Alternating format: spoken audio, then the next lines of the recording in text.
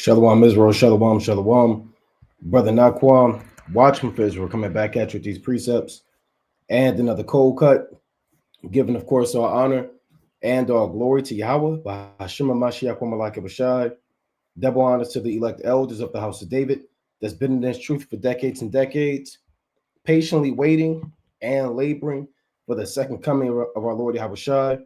The hearty, mighty Shalom to all of the mighty men of the Most High God who are out in the highways and byways, pushing His truth, magnifying the ministry, presenting their bodies as a living sacrifice, and enduring all things for the elect's sake. Shalom, shalom. Shalom to all of the men that may not be out there, slacking on the highways and byways as of yet, but they're working on it. They're getting built up in the spirit. They're praying, they're fasting, they're studying, they're being diligent, and they're abounding in the work of the Lord. Shalom, shalom. Shalom to all of the Akwath out there, the sincere sisters that are out there zealous, diligent, and on fire, moving in the spirit of our righteous foremothers. Shalom to the ancient men. Shalom to the children. Shalom to the elect of Israel scattered abroad throughout the four corners of the earth. And Shabbat Shalom to everybody tuning in live through the spirit and power of Yahweh, Bahashim Yahushua, Yaakov Israel, Kasi, your servant, 144K, Don Israel Tamid, HBK Ent, Vernon Brody, Yazian David, Yehuda Israel, Sweet Styles, Kyoko Banyamyan, Jermaine Judkins, Divinely Fashion, Brother Azariah, Shalom, King Benjamin Youngo, Shalom. And again, Shalom to everybody else tuning in and that will tune in, Lord willing. Michael the Archangel, the angel of Jacob's trouble, right? Michael the Archangel, the angel of Jacob's trouble. We're going to dive right into it because, again, you have manifold prophecies unfolding, and the world of Israel and even those that are without can clearly see the agenda that's being pushed out there by these elites through their puppet masters, their puppet kings, their governments, through their legislation, how we're slowly, or really it's moving a lot faster, how we're inching closer and closer day by day towards Jacob's trouble, with many hate speech laws being enforced, not being able to speak up against so-called Trump. You can't speak against Israel. You can't speak against this. So we're beginning to approach that age where our massive tribulation and Jacob's trouble is going to be a result of us being persecuted for us pushing His word on such a high level. So we're going to address, a few things going on through the spirit and power of Yahweh Ba'Shem Yahushai. Like we always, or for the most part, kick these lessons off. We encourage our brothers to keep watch, right? To keep watch about what you see going on in the world, man. Do not take your foot off the gas, man. Do not take your foot off the gas. Do not leave post. Never stop watching, because you blink twice and you can miss a lot, man. You can miss a lot. You blink 2 times, you blink 3 times, 15 prophecies have transpired and you're completely unaware, right? So brothers have to pay attention to what's going on in your spirit and your household. Watch and see what things you're lacking, what things need improvement. Watch and see your household, your women, your children, if you have those, and build them up and see what spirit is in your household. Watch and see your respective congregation, if you're in one, man, and watch externally these prophecies. Look at the geopolitics. See how the Most High is moving the nations, what He's doing with the currency, what nation's going to war here, who's being invaded here. You have to always watch, right? This Matthew chapter 24 and 42 before we dive into it. Watch therefore, for ye know not what hour your Lord doth come, right? You can't put off from day to day, right? That's what the Lord said in Ecclesiastes chapter 5 and 7, right? Put not off from day to day. So you have to constantly make sure, when you know that you don't know what hour your Lord doth come, you always have to be ready. You can't say, well, tomorrow I'm going to try to get better, or next week I'm going to do this. And, 2 years from now, I think I finally want to take this truth serious. At any given second, it can go down. And you always have to have that mindset. These guys that play these sports, they're always ready, man. Right? When a starter quarterback go out, at this guy, he's ready. He studied the playbook and he practiced with the team, and he's well equipped, man. He has his equipment ready, right? He knows the coach, and he's out there and he has to perform on a high level. You never know when it's your calling, when it's your time, right? When it's time for this place to go down. Verse 43, but know this, that if the good man of the house had known and would watch, the thief would come he would have watched and would not have suffered his house to be broken up. So we have to be the good man of the house. Our house in a spiritual level represents our vessels, this body that we dwell in. And we have to constantly be vigilant, meaning be alert, watch, stay awake, see what spirits the Most High has on the earth. See the spirits of war, the spirits of sedition on the earth, right? The spirit of anarchy. Look at all of these spirits on the earth and understand that the thief is approaching, right? By the second. You have to constantly watch so you don't get broken up, huh? And have all the what happens when the thief comes in your house? They're taking things. They don't take things that don't matter. They take everything that does matter. They're taking your jewelry, they're getting your money stash, you're taking expensive things, right? So what are the valuable things that the Most High gave us? Your wisdom, your knowledge, your understanding, right? Your prudence, your ability to maintain your temperance, all of the breakdowns, the prophecies, the love you have towards the Most High, his son Yahweh, towards his people. All these things can be taken away from you, huh? If you do not keep watch, right? Verse 44. Therefore be ye also ready, for in such an hour as ye think not, the Son of Man cometh. So you always have to have that mindset, right? A lot of brothers, you may be becoming complacent, right? Lukewarm, you're dialing back, you're not thinking anything's really happening because you haven't seen an ICBM missile drop, you haven't seen Iran attack Israel. You can't just wait for Iran to attack Israel or for another invasion for you to get your garment right. Right now is the day to prep and get your spirit right, because at any given time, like we're reading, this thing can go down, man. Right? This thing can go down. You got let me pull this up. I had a few things and I want to dive straight into the lesson, but this goes right into it. Right? You have this woman that was on the news. Now, she told these people, I'm not gonna pull up all of the footage. She said, let me make sure the screen is showing. Okay, she came out and said, hold on, I'm gonna get that too. Boy, hold on, we got a lot. She said, we will absolutely target anyone who engages in hate speech. She said that from the bottom of her heart. Now she's facing some backlash. People are saying, hold on, you shouldn't have said all of that. They're really mad that she jumped the gun. She was supposed to follow the script, read what was on the teleprompter, kind of just ease into it. She was not supposed to come out so bold and blatant and just come out and say, we're going to target you.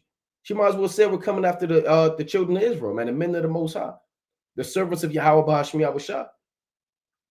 So she said the Department of Justice and all these other teams, they're going to target. She said, we absolutely will target anyone engaging in hate speech, which essentially, let's just be blunt about it.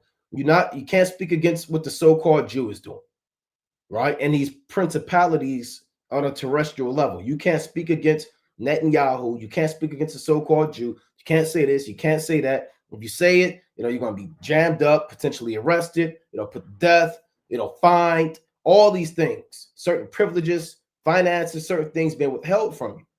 Right? So they're coming out and saying this, man. Right? They're coming out and saying this. Right? I'm not going to spend too much time on this, but they also came out and they passed the bill to punish particular companies and contractors from boycotting Israel, man. Right? So check this out. It's from September 11th. The House just passed a bill punishing, quote unquote, politically motivated boycotts of Israel. So they're increasing. The Most High put the spirit in them to turn this thing up. They're turning up what you can and can't say. And really, it's only a matter of time before we become the face of all hate, right? When I say we, I'm speaking about not just WFI, brothers that are out there doing this work, teaching repentance, resurrecting the 12 tribes of the elect of Israel and bringing them back to the Most High, prophesying the downfall of Babylon the Great, and following every other instruction that we've been given in the last days by the Most High. They're going to become the face of hate. So all of these things, because who primarily speaks out against this? The men of the Most High, the servants of the Lord, through various prophecies and breakdowns. So now they're passing bills. Not only are they arresting people, right, in certain parts, but if you boycott, You decide where you want to spend your money. They ain't going for that, man. You speak out against it. They're not going for that, right? So they're saying we're going to absolutely target you. You had this guy, man. This guy, he's always, they're going to get this guy, man. Tucker Carlson. Tucker Carlson. I'm going to play a quick clip of what he said through the Spirit. Then I want to really dive into the lesson, because all of this is going to lead to Jacob's trouble, right? Through the Spirit and power of Yahweh Bashmi Yahushua, right? All of this is going to lead to Jacob's trouble. Now, here's what Tucker Carlson said, right? And all this is prophecy. You got brothers who are scared. Well, what do we do? Should I stop teaching? No, keep doing the work, man. Well, when do we know? Hey, keep doing the work. Keep doing the videos. Keep going to camp. Keep shaking the hand. Keep prophesying. Keep doing the work of the Most High. Now, check out what he said. Now, this says everything is fair use. Tucker Carlson is now calling out Trump's own regime, accusing it of using Charlie Kirk's assassination as a pretext to abolish the First Amendment, round up Americans, not to father country. Yes, he said that, and he's not wrong. And I mean, he's coming out saying that, man. They're doing all these false flags, all these assassination attempts, and really, it's not just to abolish the First Amendment. That's part of it. But again, we can't stress it enough. The main threat in these last days to the New World Order is not right-wing people that speak out. It's not Al-Qaeda. It's nothing that they're putting out there, right? It's not gun rights. Who should have a gun? It's the servants of Yahweh Bashmi Yahushua. Now, I'm not going to pull this precept up on the screen. I'm going to read it, right, in the book of Job. Let's go to Job, the classic. Job chapter 15 and verse number 20, right? Job chapter 15 and 20. It reads, "The wicked man travaileth with pain all his days, and the number of years is hidden to the oppressor." Right? So this devil, he knows he's going to go down. He just doesn't know the exact second. That's why this devil, knowing that his kingdom is coming to an end, he's looking to crash down and crack down on things that are exposing him.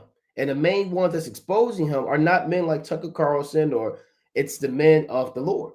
Going to the book of Revelation, the 2nd chapter, the 3rd chapter, going to Isaiah, 47, going to who Babylon the Great is, going through the history. The Lord said that the earth helped the woman. And the book of Revelation, the 12th chapter. So the Most High is putting a spirit on the children of Israel to expose this devil. The Lord said that in 2 Thessalonians chapter 2. "And then shall that wicked be revealed, whom the Lord shall consume with the spirit of his mouth, and shall destroy with the brightness of his coming." Right? So the Lord is consuming him with the spirit of his mouth. He's eating away of all of the lies and darkness that he's been putting out for the last God knows how long. So the Lord said in Job 15 and 20 that the number of years is hidden to the oppressor. I'm going to read on. Job 15 and 21. "A dreadful sound is in his ears, and prosperity the destroyer shall come upon him." So the dreadful sound is in his ears are these lives, the fact that they can't enjoy a Saturday morning, a Saturday evening, a Friday night without being rebuked and reproved by the servants of the Lord. They can't go online without scrolling across the TikTok, scrolling across the live in their algorithm. Here they are. They want to watch God knows what, but for some reason in their algorithm, they're the Israelites, right? They shut their phone off. They go out to their local damn downtown, and you see more Israelites. They can't escape the word of God and their judgment. So this word is becoming a nuisance, a dreadful sound. When you go into the history, even in the book of Acts, remember Claudius, he kicked out all the Jews out of Rome, right? That's in Acts, the 18th chapter. Let me get that real quick, because they were also raised in hell, right? I want to get into the lesson, but let me just get this. Acts chapter 18 and verse 2. "And found a certain Jew named Aquila, born in Pontus, lately come from Italy with his wife Priscilla, because that Claudius had commanded all Jews to depart from Rome." He didn't send them out to depart to get food, to go get food, water, and come back. There were laws passed because the Jews were being classified as rebel rousers, men of sedition, and they were looking to overthrow the Roman government. So he kicked out all of the Jews, right? So these laws back then they're coming back on the earth. All right, so let's play this and then we'll dive right into it. Most High willing. You hope that. You hope that Charlie Kirk's death won't be used by And the Most High. And the Lord said in Isaiah, and I know, I'm pulling a lot, paraphrasing a lot. The Lord said in Isaiah 19 that the Egyptians are going to fight against the Egyptians, right? So not only is that physical combat, but also, through words, right? Through political wars, right? Through social media, you have these Edomites, which are spiritual Egyptians, fighting amongst one another. These are the days of the 10 toes, being clay, partly strong and partly weak. The Lord said, a nation divided against itself shall not stand. You hope that. You hope that Charlie Kirk's death won't be used by a group we now call bad actors to create a society that was the opposite of the one he worked to build. You hope that. You hope that a year from now, the turmoil we're seeing in the aftermath of his murder won't be leveraged to bring hate speech laws to this country. You see that? So they're saying we're hoping that the murder or assassination, they're calling this guy, they're saying it's an assassination. An assassination is for a political figure, a political head, right? A congressman, a senator, right? A political or military official, not somebody who just speaks out candidly about their thoughts. Nevertheless, they're saying that they're looking to use his killing as a reason to further crack down on free speech, right? Which we all know that's what they're doing. The aftermath of his murder won't be leveraged to bring hate speech laws to this country. And trust me, if that does happen, there is never a more justified moment for civil disobedience than that. That's sedition. You heard what he said? He said if they pass a law to essentially take away the freedom of speech, he said there's never been a more reason to essentially rebel against the government. That's sedition. There is never a more justified moment for civil disobedience than that, ever. And there never This is. If that does happen, said, this is not your grandmother's America, man. The 1930s, man, 1950s. He's supposed to be somewhere drinking what they call that, scotch, man. Coming in from work with a briefcase. With his wife taking an apple pie out, man. Out the oven or off the windowsill. With his daughter playing the piano and his son with a cowboy hat on playing damn cowboys and Indians, man. That's how they used to live. Now you got Edomites who at one time collectively came together to hate you and me. Now you got one Edomite saying we need to overthrow America. And he's not a nobody. Everybody knows Tucker Carlson. He's a big deal.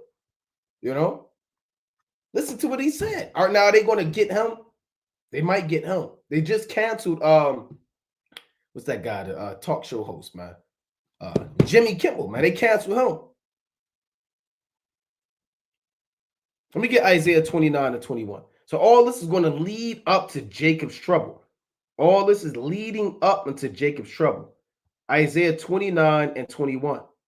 That make a man an offender for a word and lay a snare for him that reproveth in the gate and turn aside the just for a thing of naught. So now in these days of Isaiah 29 and 21, men are becoming offenders just for the word. And they're laying snares for people that reprove in the gate. See, the gate now is the world of the internet. That's where everybody's at, man.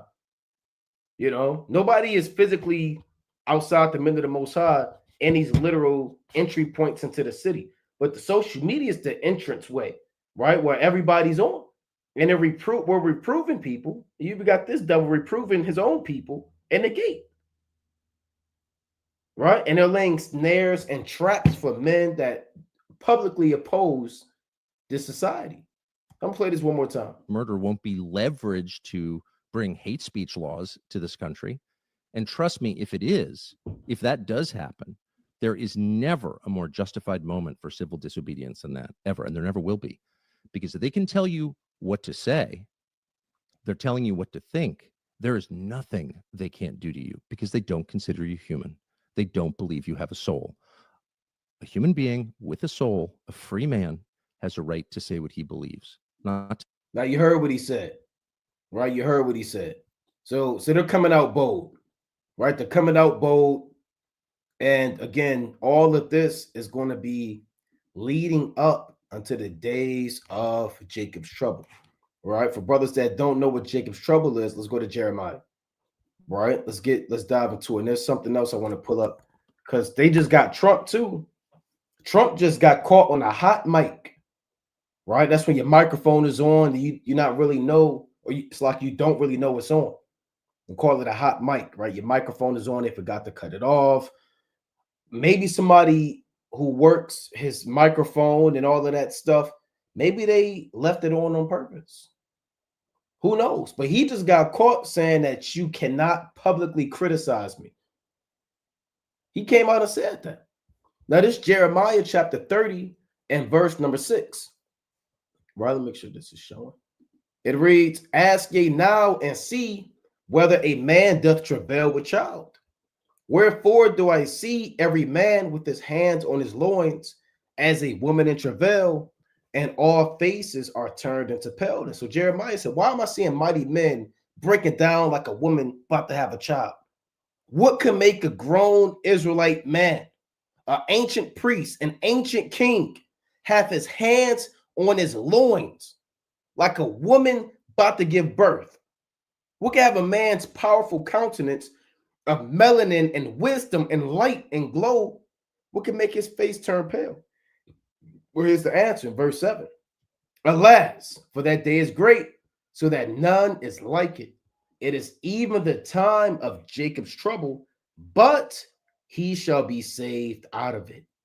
So what's going to cause man to break down and to be in that spirit? The time of Jacob's trouble, the time of massive persecution against Jacob. Who's Jacob? Jacob's name was changed to Israel, right? We all know that in the book of Genesis, the 32nd chapter, thy name shall be called no more Jacob, but Israel. For as a prince hast thou had power with God and with men and has prevailed, paraphrasing. So this trouble is rooted in persecution for the word of God. That's what it comes down to. It's not because of your money. It's not because your brown skin. People say they hate me because of my skin color. They don't hate you because of your skin color. Because they damn sure don't hate the Ethiopians when they give them all these gas stations, all these 7-Elevens. They damn sure don't hate you or your skin color when they give the East Indians corner stores and bodegas. They don't hate you if you're brown skin because the Arab man got brown skin and he gets all types of benefits and gas stations and stores. It has nothing to do with your brown skin. It has everything to do with your bloodline and your lineage that you come from, your rich royal heritage of Abraham, Isaac, and Jacob, right? So this is the time of Jacob's trouble. Let's go to Daniel chapter 12, right? And the name of this lesson again is Michael the Archangel, the angel of Jacob's trouble. We're going to talk about it, right? Because we don't fear man. We're not reluctant to do the work, right? We're not apprehensive. We're not having anxiety attacks. Well, oh my God, what are they going to do? Hey, it's as if, nothing's never stopping, man. Ain't nothing stopping, man. Hey, if we still have to prophesy and shake the hand until the chariot come, while the chariot beaming us up, we still shaking the hand. Most High willing, if that's what our lot is to be, then that's what we're going to do, man. Right? We don't fear man and his laws, man. That's why we have these accounts to comfort us. You have accounts like Daniel, the 3rd chapter. What did they do to Hananiah, Azariah, and Mishael, man? They threw him in the furnace, man. They didn't bow down to the golden image that Nebuchadnezzar set up. And they told that devil straight to his face, man, hey, we're not careful to answer you in this matter. If you don't know what I'm talking about, go back and read it. He said, we're not bowing down to your God. If the Most High save us, he save us. If not, we're going to die. Greatly paraphrasing. Read 2 Maccabees 7, Daniel 6. Read these accounts of our fathers who are willing and ready and able and did give their lives for Yahweh Bashmi Yahushua. Daniel chapter 12 and 1. And at that time shall Michael stand up, the great prince, which standeth for the children of thy people. And there shall be a time of trouble, such as never was since there was a nation, even to that same time. And at that time, thy people shall be delivered, every one that shall be found written in the book. Now, one thing about Daniel, the 12th chapter, it's a continuation of the previous chapter. So when you read, and we'll go through it, Abaratazah, Daniel 10, we'll go to it. The angel comes down and, he relays the message. Then he continues that message in Daniel 11, and he continues that message in Daniel 12. So Daniel 11 and 12, they run consecutively. And there are chapters like that throughout the Bible, right, that run consecutively. So when he says, and at that time, this time that he's speaking about is the peak of World War III. And that's the exact same time where we'll be going through the height of our tribulation. That's that time. This time is found in a previous chapter in Daniel 11, 40 through 45, right? So let's pull that up, right? About that time that is going to be on the earth, right? Let's go to Daniel 11, and I'll read 45. It reads, and he shall plant the tabernacles of his palace between the seas and the glorious holy mountain, yet he shall come to his end, and none shall help him. So you're going to have this is the king of the north, right? You're going to have this northern army, pursuant to the book of Joel, the 2nd chapter, this American military and their allies in the Middle East. You're going to have Russia. You're going to have all these different nations in that Middle East. And the so-called white man, he's going to die there. His military is going to be destroyed there, right? He's going to be wiped off the land of the living. As World War III is approaching its climax in that Middle East, when it says his tabernacles, those are military tents, right? Military barracks and fortresses, and his army being in the glorious holy mountain. The glorious holy mountain is the land of Israel. Between the seas is between the Mediterranean Sea and the Dead Sea, going as far as the Persian Gulf. So he's going to be in that region, right? Let's put this up on the map. See if we could do a map of the Middle East. This is the time that Daniel 12 is talking about. And at that time. So this is where the majority or the final battles and battle is going to take place. In the book of Joel, the 3rd chapter, you read about the valley of Yahweh-Shaphat, the valley of decision. So he's going to be between the seas and the glorious holy mountain. So you have the Dead Sea, right? And you have the Mediterranean Sea. The nations are going to extend as far off as the Persian Gulf. But the majority of this conflict is going to be right here in this region. This is where he is going to come to his end, and none shall help him. Right now, you also, let's get that in Joel, the 3rd chapter. Right? Let's get that in Joel, the 3rd chapter. Right? Where the Lord said he's going to gather all nations. Joel chapter 3 and verse number 14. I'll start at 12.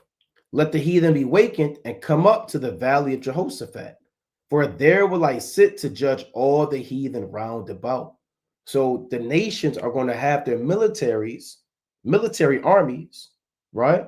Rather it's their infantry, their army, their navy, right? They're going to have them in that area. That's the valley of decision. Now, Daniel 11 is speaking about the so-called white man. He's going to be involved in that region. He's going to be in that area, right? Just because they brought troops back from Afghanistan, back from other parts, doesn't mean that it's over with. Now, if I'm not mistaken, Trump said they're going back. Let me see if I can find that. Trump said, we're definitely sending the troops back. Let me see if I can get that. He just came out and said that. Look, this 24 hours ago. That's what we got to keep watch through the spirit. Trump suggests U.S. troops could return base in Afghanistan. So he said we're sending them back. Why is he sending them back? Because the Most High is going to make them send them back to fulfill Joel, the 3rd chapter. because the king's heart is in the hand of the Lord. As the rivers of water, he turneth it whithersoever he will. So the Most High has a spirit on these people to bring their armies to that region. Why? Because it's a fulfillment of Joel chapter 3 and 12. He's waking them up in their mind and working on them to fulfill his will. Right? So while these nations are going to be fighting in that region abroad, you're going to have conflict primarily in Babylon the Great. And that's going to be the massive persecution that we're going to be going through. That's the time that Michael's going to stand up. Right? Let's go to Matthew 24 and 21. That's the time that Michael is going to stand up. This is the book of St. Matthew, chapter 24 and 21. For then shall be great tribulation, such as was not since the beginning of the world to this time, no, nor ever shall be. And we haven't seen anything yet, man. Just because your channel got flagged, that's not the great persecution or great tribulation. You know, you got fired from your job because they found out that you work on a Sabbath or you're an Israelite. That's not the great tribulation. Your woman left you and she took the children because you are in this hate group, whatever they may call it. That's not the great tribulation. The great tribulation is when Revelation 12 and 17, 2nd Ezra 16, 74, or really 68 on down, come to pass. The Lord said the dragon was wroth with the woman and went to make war with the remnant of her seed, which keep the commandments of God. Right? Paraphrasing. So this dragon, this beast, this devil, this American military, modern day Rome, they're going to make war against us. That's what this great tribulation is. You're going to have war abroad with America in that in between the seas with those other nations, and you're also going to have internal war. One of the last major wars is going to be fought within the boundaries of America. And it's going to be the beast against the elect. Let me get that in Revelation chapter 12 real quick. That's the time that Michael's going to stand up. And we're going to break down exactly what Michael's role is going to be in that particular time. On a physical level, but also on a spiritual level. Revelation chapter 12 and 17. And the dragon was wroth with the woman and went to make war with the remnant of her seed, which keep the commandments of God and have the testimony of Yahushua HaMashiach. Who's the dragon? Well, the dragon is the modern day Roman Empire. Why are they wroth? Because their kingdom is collapsing. And all of the strongholds that they have built up through deception and darkness is being brought to light. Who's doing that? The woman is doing that. Well, who's the woman? The woman is the nation of Israel, the bride, the daughter of Zion. So she's going to make war against us because we are the ones making war against her. They're going to make war against us physically because we're making war against them spiritually. And they feel that. Because we're going to war spiritually. They're not the Most High saying 2 Corinthians chapter 10 and 3 on down, for though we walk in the flesh, we do not war after the flesh. We ain't warring after the flesh. We're not warring against them with physical weapons, guns, and ammunition. We're warring against them with precepts, breakdowns, history, lessons, and more importantly, just straight up the word of the Most High. And they're getting attacked. So they're going to make physical war against us. Those men that keep the commandments and have the testimony of Yahushua HaMashiach. What is the testimony of Yahushua? All right, let's go to Revelation 19. They're going to make war against those who have the testimony of Yahushua. Revelation chapter 19 and 10. And I fell at his feet to worship him. And he said unto me, see thou do it not. I am thy fellow servant, and of thy brethren that have the testimony of Yahushua. Worship the Most High. For the testimony of Yahushua is the spirit of prophecy. So that goes back to Revelation 12 and 17. Their main enemy is described in the Bible. Their main enemy are those who keep the commandments, and those who prophesy their downfall. That's not the Muslims. They ain't Al Qaeda. That's not the Taliban. That's not the right wing. That's the men of Yahweh Bahashim Yahushai, straight up and down. Let's go to 2nd Ezra 16. Right? Let's go to 2nd Ezra chapter 16. Right? This 2nd Ezra. So this is that great tribulation that Daniel wrote of and that Yahushua spoke of. We're going to be dragged out of our houses. My brothers are going to be thrown in FEMA camps. Brothers are going to get put to death. Other men are going to be on the run. You might be separated from your sons, separated from your wife and your daughters. You may not be around your camp. There's a very sure chance that you might be solo. You're not going to have men around you that you labor with to travel through that entire, journey with you. It's going to be you and your faith and your wisdom and knowledge with the Most High. There's no more internet in those days. There's no more lives. It's the real deal. And we're going to be hated of all men for the name of the Most High. This is 2nd Ezra, chapter 16, and verse number 67. Behold, God himself is the judge. Fear him and leave off from your sins and forget your iniquities, to meddle no more with them forever. So shall the Most High lead you forth and deliver you from all trouble. Remember, we read in Jeremiah chapter 30 that it is the time of Jacob's trouble, but he shall be saved out of it. The Lord is telling you the same thing.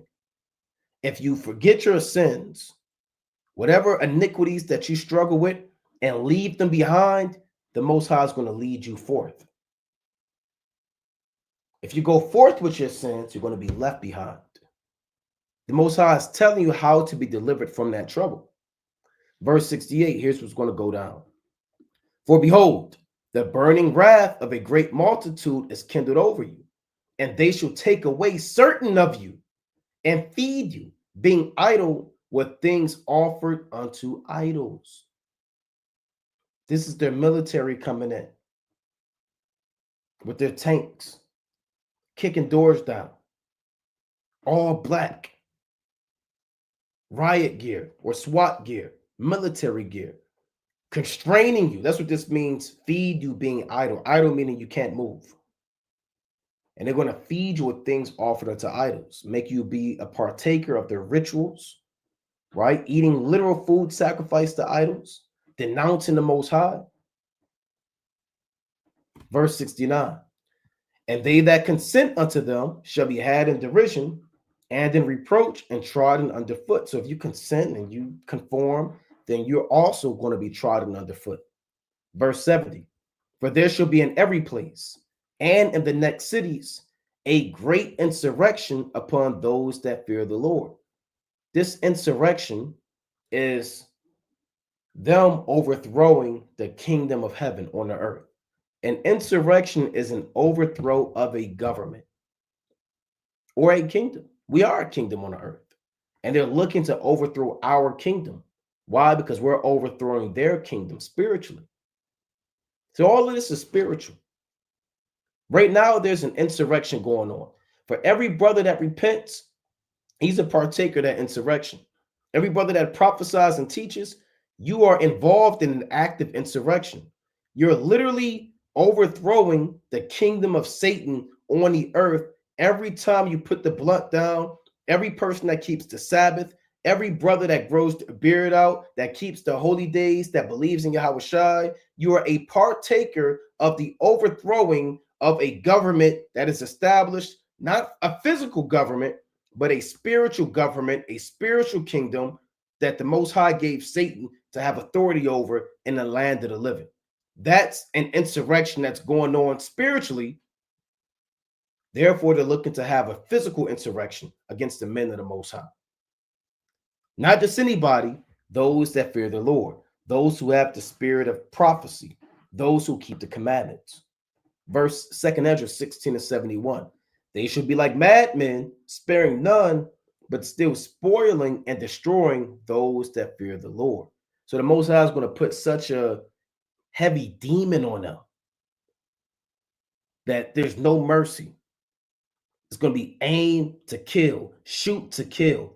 No rubber bullets, no mace, no tasing people, straight up headshots, back of the head, guillotines, straight massacres. Tulsa, Oklahoma times 2,000. For they shall waste and take away their goods and cast them out of their houses. This is what we're going to be going through. You're going to be cast out of your house. Whatever furniture you got, whatever decorations you put up, you ain't going to be able to enjoy that. We're going to be on the go. I know certain brothers don't want to hear that, man. Guess what, man? Doesn't matter if you want to hear it or not, it's going to happen. All of your goods that you heaped up, your money under the mattress, is going to be taken away from you, man. Whatever is valuable. Remember, what did they do to Yahweh Shai? Didn't they part his garments? Slakia, didn't they part Yahweh Shai's garments? They did that, man. They parted his garments amongst the soldiers.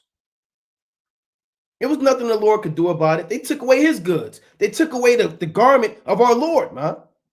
And that was a beautiful garment when you look at it, man. It was like a priestly garment he had on. And they parted it 4 ways. If they did that to the master of the house, how much more his servants? This is the reality of what's coming on the earth. The truth is not a game. This is not a joke. It's our job to prepare you about what the Most High is going to do on the earth, who your enemy is, and how he's coming, and what he's doing, and how it's going to lead up to the promises of salvation. That's our job. That's our only job. Now, at this time, we're going to be going through this. The Most High doesn't say literally to the second how long. No man knoweth the day or the hour. But we know as it reaches its climax, that's when Michael is going to stand up. Let's go back to Matthew 24. And we're going to touch on that further. Matthew 24 and 21. For then shall be great tribulation, such as was not since the beginning of the world to this time, no, nor ever shall be. So you can think about the worst events that so-called blacks and Hispanics and Native Americans have ever been through. You can talk about the transatlantic slave trade. You can talk about the sub-Saharan slave trade. You can talk about, Jim Crow. You can talk about Tuskegee experiments, and you can talk about, all of the things that we went through as a people. 70 AD, you can mention that. The Flavian dynasty coming and destroying Jerusalem. You can mention all these things, but guess what? The Most High said that this time is going to be worse than any of those times that I just named. That's almost, I don't even know if unfathomable is a word, but it's so far beyond to think that there's a time coming that's going to be worse than slavery. I mean, worse than being on the bottom of a ship, a woman having a menstrual cycle as it falls on your face. At the same time, you're getting bit by a rat. At the same time, your son, you're hearing him breathe. He's breathing, and then he stops breathing, and you can't check on him, and he's dead because you're shackled up, and he's shackled up. It's 300 degrees. It's vomit everywhere. God, all hell is breaking loose.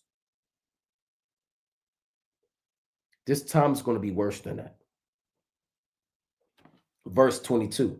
And except those days should be shortened, there should no flesh be saved. But for the elect's sake, those days shall be shortened. Meaning what? The Most High is through spiritual, what we call divine intervention. The world calls it that, right? The Most High is going to deliver the elect from those days. He's going to shorten those days. If Jacob's trouble was to last as long as the so-called white man would like it to last, we will all die. We will all be dead. Leave it up to Esau. Let him put a timer on how long he thinks Jacob's trouble should last. All praise to Yahweh Shemel Shad is not in his hands. Because if it was, no flesh would be saved. It's in the hands of the Most High. The Lord said that in Job 24. Seeing his days, or Job 14. It's in Job 24 as well. The Lord said, are not times hidden from the Almighty? Do they that know him not see his days? The Lord said that he appointed his bounds that he cannot pass. He has a set time to persecute and kill a certain amount of the elect. He has a set time to do that.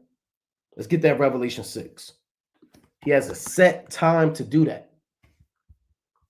Right? This is Revelation chapter 6 and verse number 9.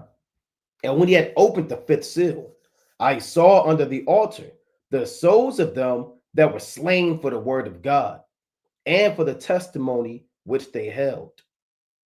Just like in the law, you would take the blood and pour it under the altar, because inside of blood is your life. So this is a representation of the life of the elect men that has been lost at the hands of their enemies. Why? Is it because they were gangbanging? Did they die the same way the Negro dies in America? Shooting up a damn convenience store and get shot by the police, dying in a prison cell. These men died for the word of God. They didn't die for what the Negro dies for today in America over a pair of Jordans, some a damn dice game, a woman, and some clothes, man, some Jordans. These men died for the precepts, for the scriptures, and for the testimony which they held, which are the prophecies. And these men are going to be rewarded. And they cried with a loud voice, saying, "How long, O Lord, holy and true, dost thou not judge and avenge our blood on them that dwell on the earth?" They said, "Lord, when you going to pay us back, man? When's the get back going to go down? When are you going to judge these Edomites? They're killing us in these concentration camps. They're murdering us in cold blood. When are you going to exact vengeance on them?" Here's the answer. Verse 11. And white robes were given unto every one of them. And it was said unto them that they should rest yet a little season, until their fellow servants also and their brethren that should be killed as they were should be fulfilled. So what is the Most High saying? These men died. The Lord said there are more men like you that have to die. We need more faithful men, more martyrs, more men of integrity. If you want to know how long it's going to be, we need more men like you that have to die. That's what has to happen. That's what this means. That should be killed as they were should be fulfilled. There's a set number of men that have to die in Jacob's trouble. Once that number is fulfilled, whatever that number is going to be, that's when Michael's going to stand up. That's when World War III is going to be at its peak. At that time, once that is fulfilled, that's when Daniel 12:1 is going to kick in. Now, do we know that exact? Is it going to be, 15 months? Is it going to be 6 months? We don't know. I can't say. I would be a liar, right? If I knew how many men had to die for Yahweh Shemi Yahushua before Michael the Great Prince stands up. But we do know. What should we focus on? How many men are going to have to die, or the fact that we're going to be delivered from death? Right? Let's focus on that. So let's go back to Daniel chapter 12. So now we know what time it is. And at that time, it's not like, okay, is it 4:30, 3:30? No, it's a time of persecution and a time of judgment and a time that set saints have to be put to death for the word of God. It has to happen. There's no other way, right? It must go down. So let's go to the book of, let's read on. Daniel 12:1. And at that time shall Michael stand up, the great prince, which standeth for the children of thy people. And there shall be a time of trouble, such as never was since there was a nation, even to that same time. And at that time thy people shall be delivered, everyone that shall be found written in the book. So Michael is an archangel. He is the great prince, which standeth for the children of thy people. Right? So Michael's name in the Hebrew, and Michael is not Yahushua. You have a lot of Christians, eschatologists, men that think they know the Bible. They say, well, Michael's just another name for Yahushua or Jesus Christ. Michael is not Jesus Christ. It's not another name for Jesus Christ. Michael actually is the second ranking angel underneath Jesus Christ. Right? So you have the Most High, you have Yahushua, and then you have Michael. Yahushua is ranking number 1. He's the top spirit under the Most High. Michael is number 2. Michael actually has more power than Satan. Now, Michael in the Hebrew is Mayaka'Allah, who is like God, or like God, like the Most High. Because Michael is a spirit that was created with similar warlike protection characteristics, just like Yahweh, Ba'ashmi Yahushua. So the question is, who is like the Most High, right? Because he is like the Most High, right? That's Michael. Michael is one of 4 archangels. You have 4 archangels or great princes mentioned in the Bible, right? Now, that's what the Most High tells us. Let's one of them is Michael. Another one is Uriel, right? Uriel is another archangel. Let me just get one quick precept on that. You have 4 major archangels. Now, an archangel is a chief angel. You have regular angels who serve particular roles and functions, but then you have the archangels, which are the great princes. Okay, so this is 2nd Ezra 4 and 36. It reads, this whole thing is good, 36 and 37. But it reads, you know what? I am going to read 36 and 37 because it links back up to 2nd Ezra 6, Revelation 6 and 9. So check this out. This 2nd Ezra chapter 4, and I'm going to actually read 35. It reads, did not the souls also of the righteous ask question of these things in their chambers, saying, how long shall I hope on this fashion when cometh the fruit of the floor of our reward? So this links directly up with what we just read in Revelation 6. How long shall I hope on this fashion? Right? How long am I going to be in the spirit world? When is the time of threshing going to come? When are we going to receive the fruit of us dying? I died for you, Lord. When am I going to get a reward for that? Here's what the Lord said. And unto these things, Uriel, the archangel, gave them answer and said, even when the number of seeds is filled in you, for he hath weighed the world in the balance. So there's a number of seeds that have to be filled. Once that number is filled, that's when the fruit of the floor of our reward is going to come, right? And key point, who said this? Uriel, the archangel. Uriel in the Hebrew is a war, Allah. A war is light. Allah is God. Because in times of darkness and a time of deep seeking out the Most High and you need answers, the light of the Most High is sent down to you to give you those answers. Uriel is the chief angel or archangel, right? Verse number 37. By measure. Now, it doesn't say in Revelation 6 if Uriel is speaking to them. It doesn't say that. But he's saying it right here in 2nd Ezra 4 and 36. Right? Verse 37. By measure hath he measured the times, and by number hath he numbered the times. And he doth not move nor stir them until the said measure be fulfilled.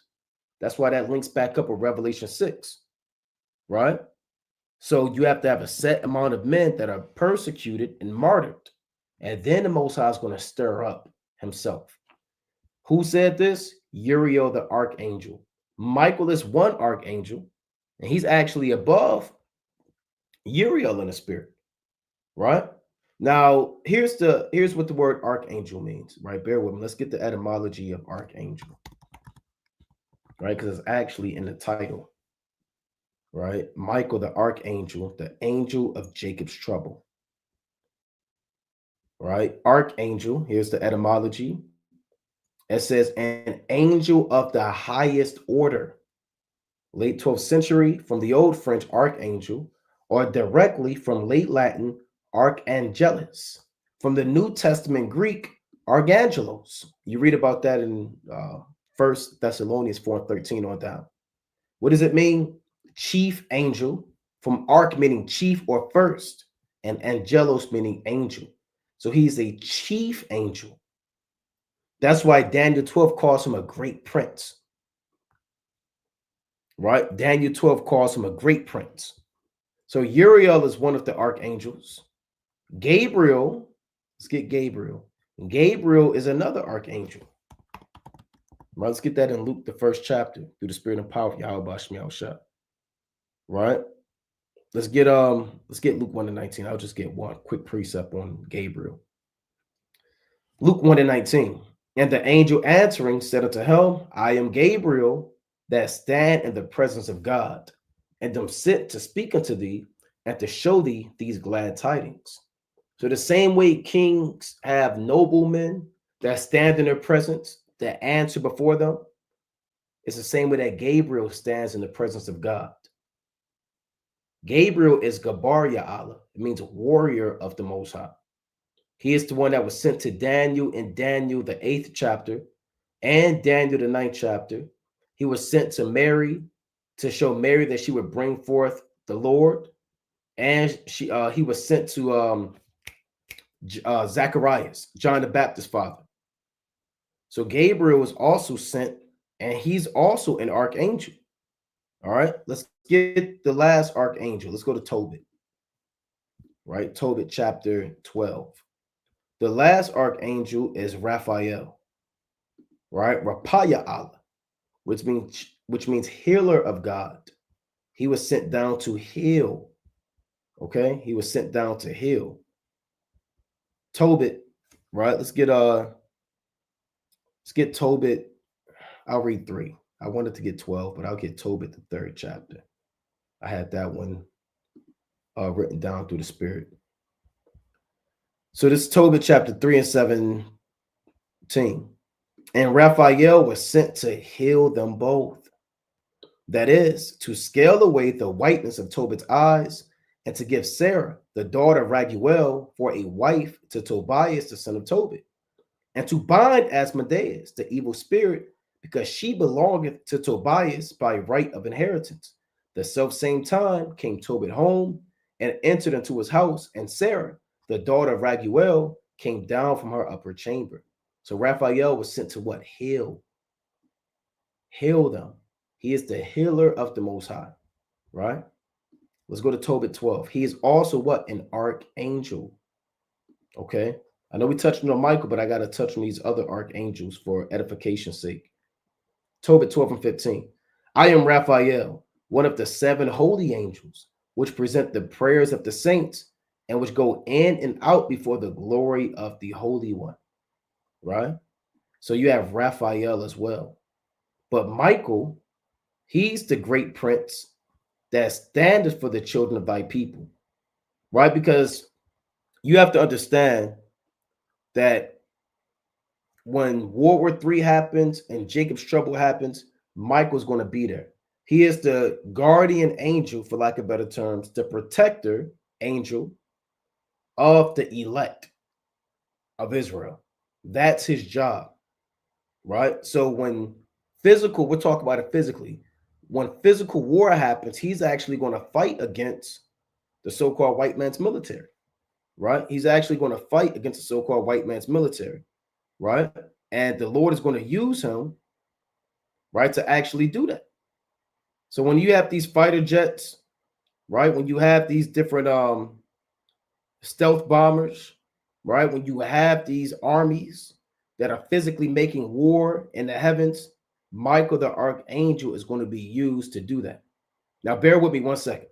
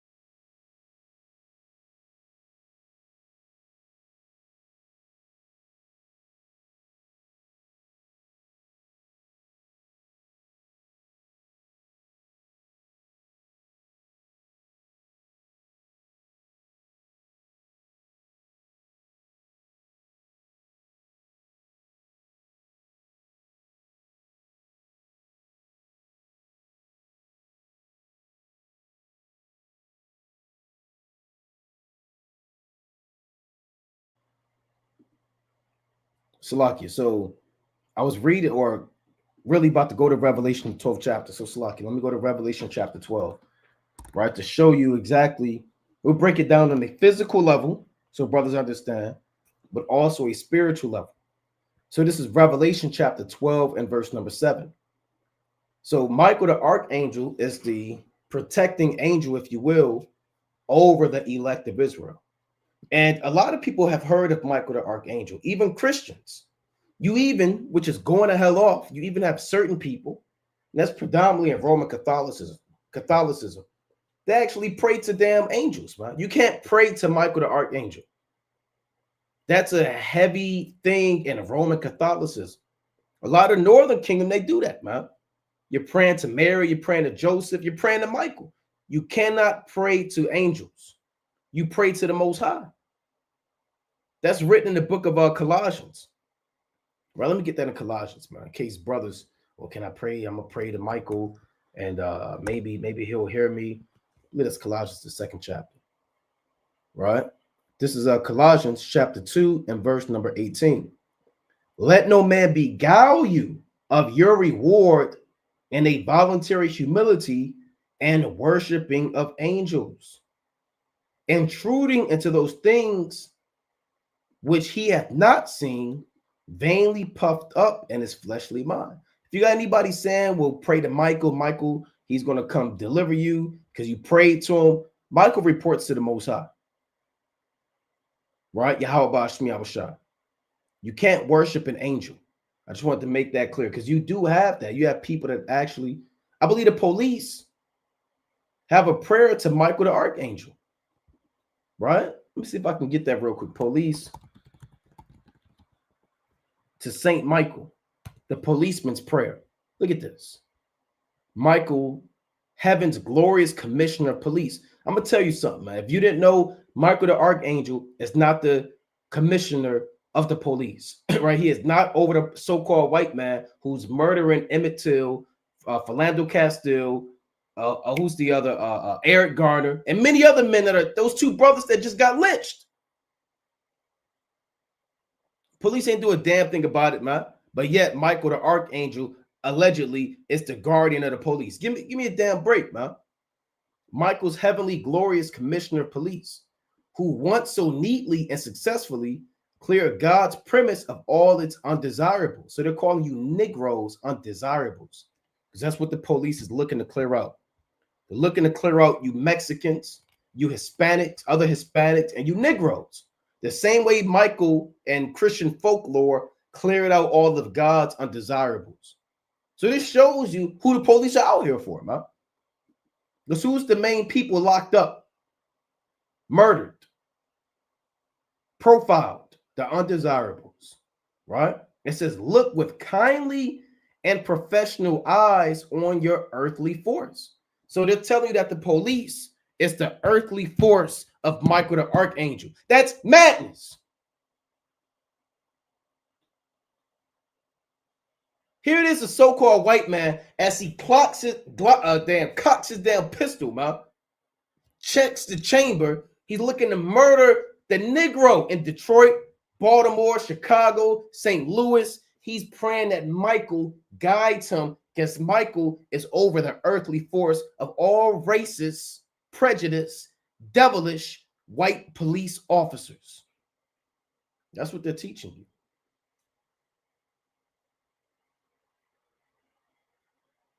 I mean, this is madness. I don't even remember reading this before, right? But this is insane. Look with kindly and professional eyes. They're telling Michael to be professional, wow. He has professional eyes on your earthly force. Give us cool heads, stout hearts, hard punches. I guess we know all about that, man. Rodney King knew all about that, right? We are, the average Joe right now at 1:11 a.m., he knows about that.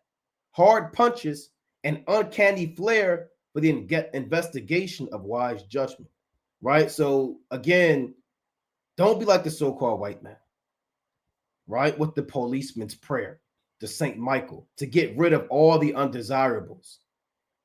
Michael is not for the police department. Michael is actually coming to destroy the police department. They're going to be in for a rude awakening, man. Look at this. Saint Michael the Archangel, defend us in battle. Be our defense against wickedness and snares of the devil. Right? May God rebuke him. We humbly pray, and do thou, O Prince of the heavenly host. This is madness. I'm not even going to read the whole thing. Look at all this. I'm not even going to read that. Oh, look, it was actually more than that. Right?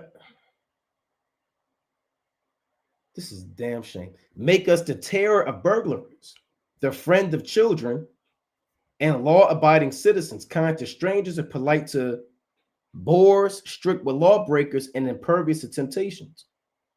Right? So, you know, if you want to, you can read the whole thing on your own. Look at this. Look at this. I'll tell you the truth, man. I hate this society. The young Jake boy with the white police officer with a white angel as a little white baby follows him. So again, that goes back to Colossians, man, right? No praying to angels and calling upon angels to deliver you. Michael's not coming to save the police department. Here's what he's coming to do. This Revelation chapter 12 and 7. And there was war in heaven. Michael and his angels fought against the dragon, and the dragon fought with his, it's like in the dragon fought and his angels. So this is the war that's going to take place in heaven. The war in heaven is a physical war that will take place between Michael the Archangel and the chariots. I mean, it's like a Michael with the chariots of God and the angels against the so-called white man's air force and his space force. That's the war in heaven, right? There will be a war in heaven and there will be wars in the earth. Now, the dragon really is the modern day Roman military, right? And their space force and their air force. So when you pull up, let's pull up U.S. Space Force aircraft, right? So if you want a visual of, see, angels are what? Messengers. So if you want a visual of it, of the angels, these are his messengers, right? And these are the weapons.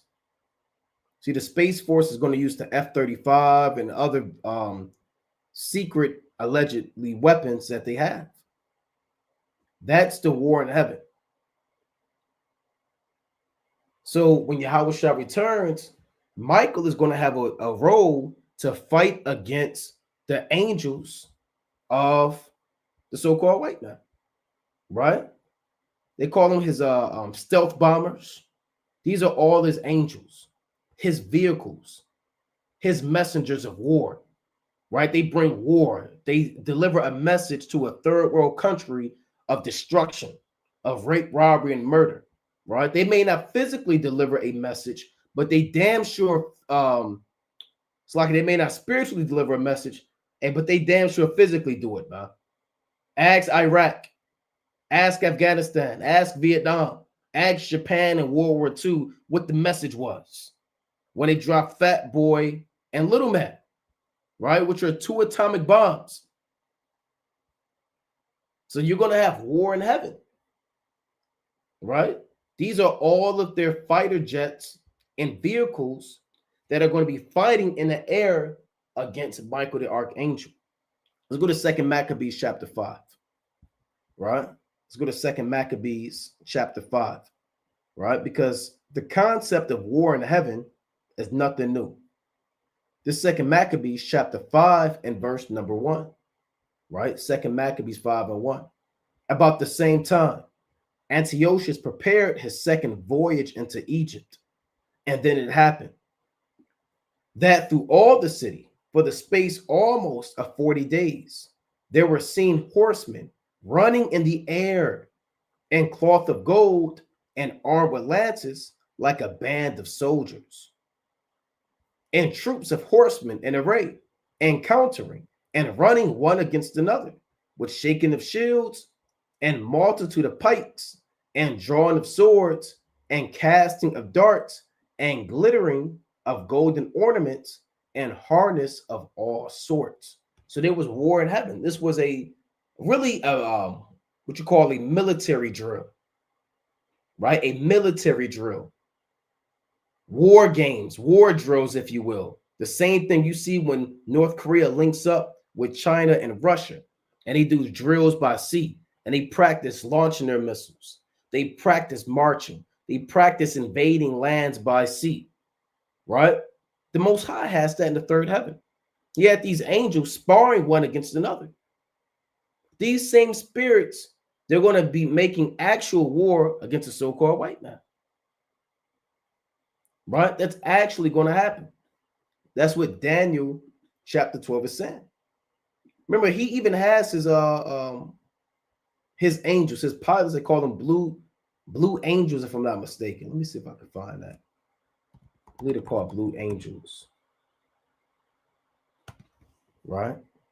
U.S. Navy blue angels. Okay. Now these are actually called angels, literally. You can say, well, I don't believe that in the Bible. Well, why does the so-called white man call his own jets angels? Right? Because they fly in the sky. Because the so-called white man is God and his mind, and these are his messengers telling you to submit to my democracy, my Christianity, and my new world order. All right. So his own vehicles are also called angels. So let's go back to Revelation chapter 12. Let's read it again. Revelation chapter 12 and 7. And there was war in heaven. Michael and his angels fought against the dragon, and the dragon fought and his angels, and prevailed not, neither was their place found any more in heaven. Now, a lot of Christians will read this verse and they are led to believe that Michael fought against Satan in heaven, and because Satan rebelled against God. And Michael kicked Satan out of heaven, out of literal the third heaven. And that never happened. That is Christian folklore. Let me go to 2 Peter. That never happened. Let's go to 2 Peter chapter 1 and verse 16. There's no account of Satan rebelling against God and then Michael telling Satan to kick him out of heaven. Never happened. This is 2 Peter chapter 1 and 16.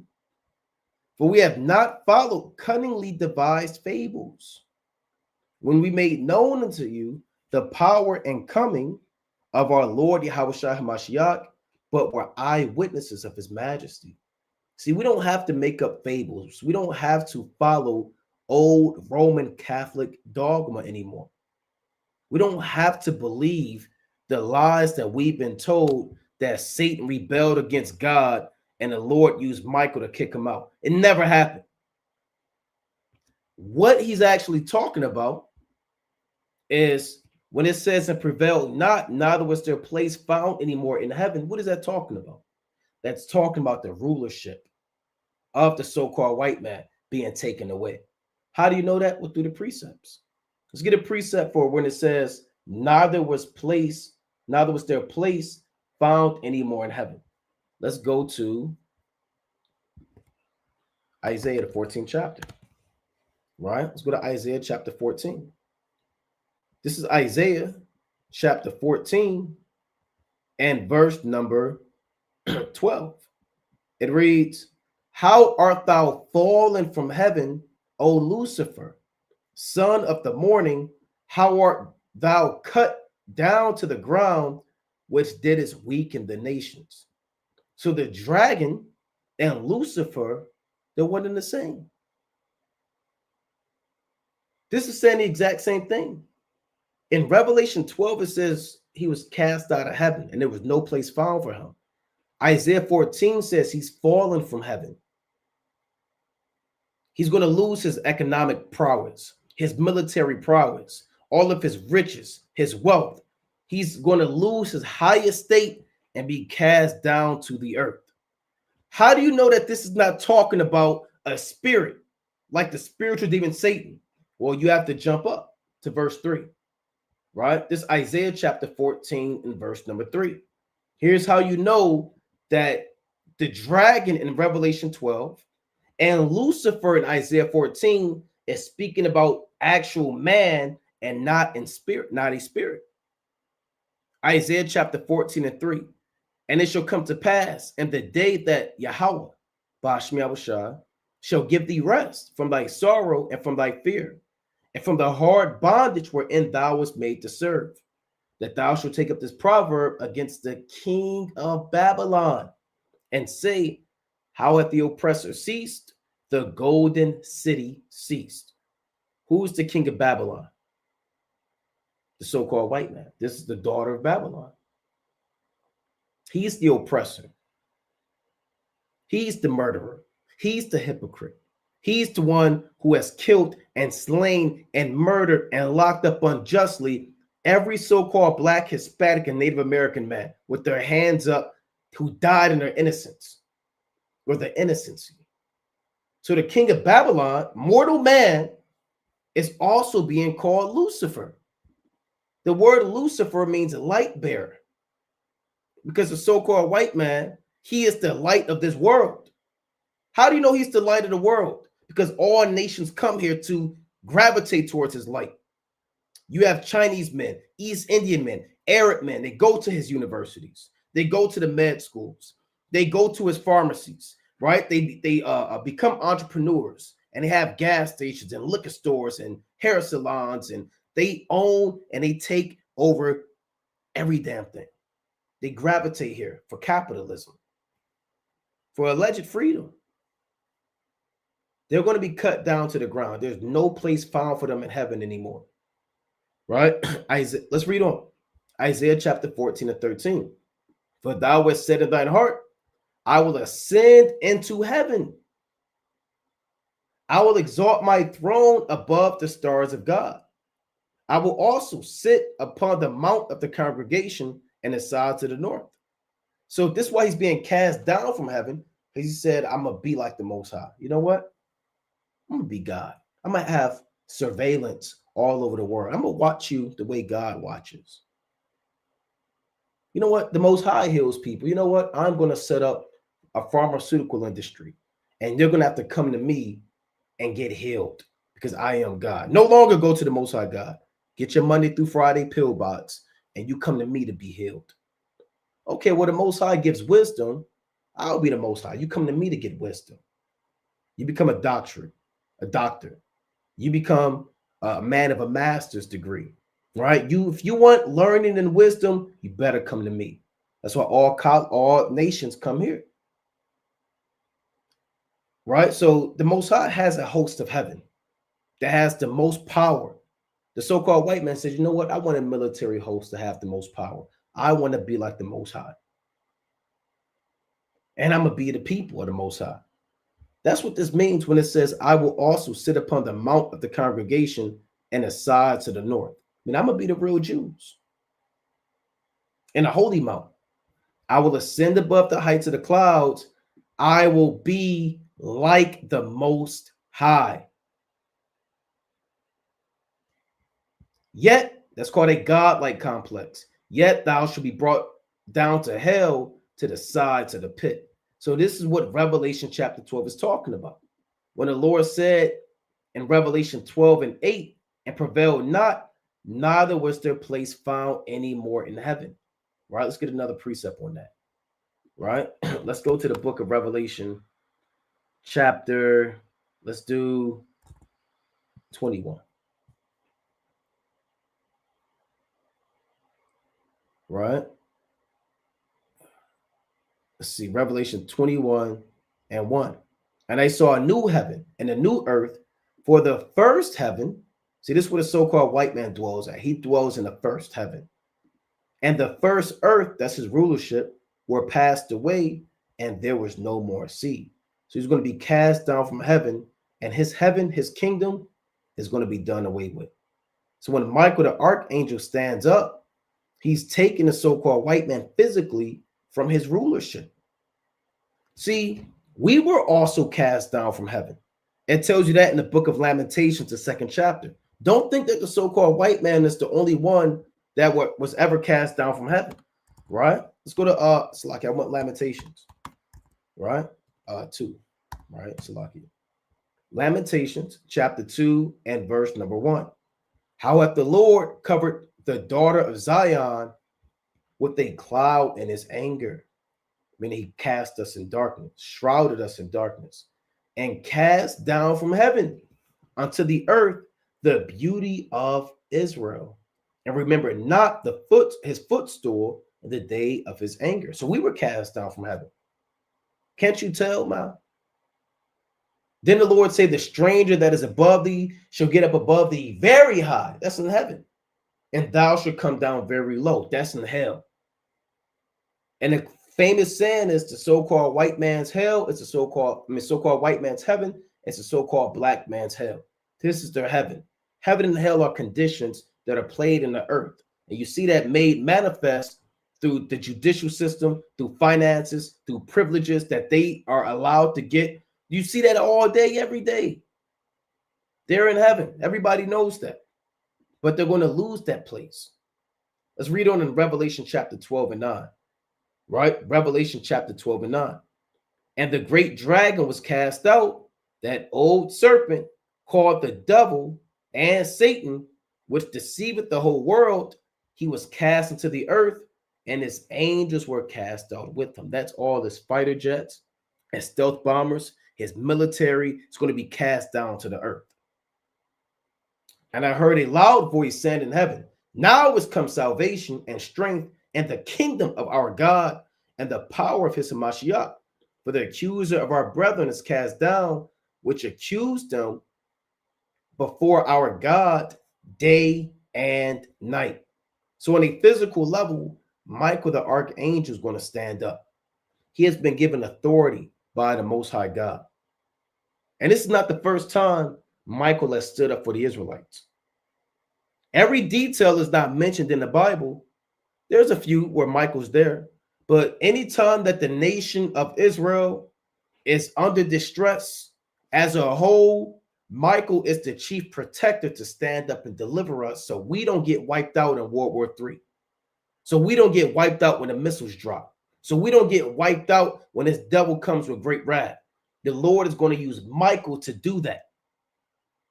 Now, of course, we all know this takes nothing away from Yahweh Shah.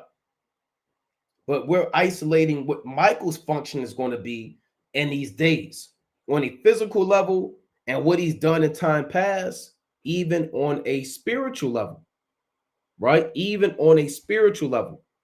Let's go to the book of Habakkuk chapter 3, right? Another quick precept about what Michael's going to do, because Michael, he's the chief prince. He's an archangel, right? And he has an army too. He really belongs to Yahweh Shai. It's Yahweh Shai's army, but he's the top general. Think of it like this. Think of it like David and Joab. David was the king. Joab was the general. See that in Chronicles. Or the captain of the host. So Yahweh Shai is the king, and judgment is given unto him by the Father, but Michael's like his top general. All right, so that's their relationship. That's how that dynamic operates. So any victories in battles that Michael is in, the honor and glory don't go to Michael. It goes to Yahweh Shai, right? It goes to Yahweh Shai. So this is Habakkuk chapter 3 and verse number 16. It reads, when I heard, my belly trembled, my lips quivered at the voice. Rottenness entered into my bones, and I trembled in myself, that I might rest in the day of trouble. When he cometh up unto the people, he will invade them with his troops. So there is an invasion coming. When Yahweh Shah returns, it's an invasion. They don't tell you that in the church. They make it as if Yahweh Shah is, everybody knows he's coming, and he's coming to hold hands, and he's coming to hand out roses, and he's coming to take autograph or take portraits and pictures and give out autographs. And, you know, do you guys want to go to the zoo? And okay, and a little kid kind of sit on my lap, and I'm a little white. No, hey, there's an invasion coming, man. Let me type this in. Let me just see what happens. What happens in military invasions? Let me just see what they say. Right? Let me just kind of see what they say. In military invasions, armed forces enter another territory to achieve objectives like conquest, control, or government change. The kingdoms of this world are become the kingdom of our lords, right? Or government change, which can lead to war or be part of one. The process often involves strategic planning, including aerial bombardment and missile attacks, right? You got to, brothers should be thinking of these precepts, the chariots coming with the lasers, and that's the aerial bombardment, fire and brimstone, missile attacks to soften targets, followed by land or sea-based assaults. Invasions, check this out. Invasions profoundly impact the civilian population because everybody in America is going to die. The 10th part of the city is going to fall. And in the earthquake, we're slain 7,000 men. Invasions profoundly impact the civilian population, causing deaths, injuries, trauma, and forcing displacement like slavery, right? The strategic implications, logistical challenges, and potential for civilian harm are all critical aspects of what happens during an invasion. So the Most High God is telling you that Yahushua and Michael are coming with a military invasion. They're coming with a physical military invasion. That's what they're coming to do. Nothing more, nothing less. That's their job. Now, going back to Daniel, Michael is that great prince. Now, he's a great prince over Israel. He's the chief angel over the elect. But everybody has their own angel too that you've been assigned. It is not even that you've been assigned, that the Most High assigned that angel to you, right?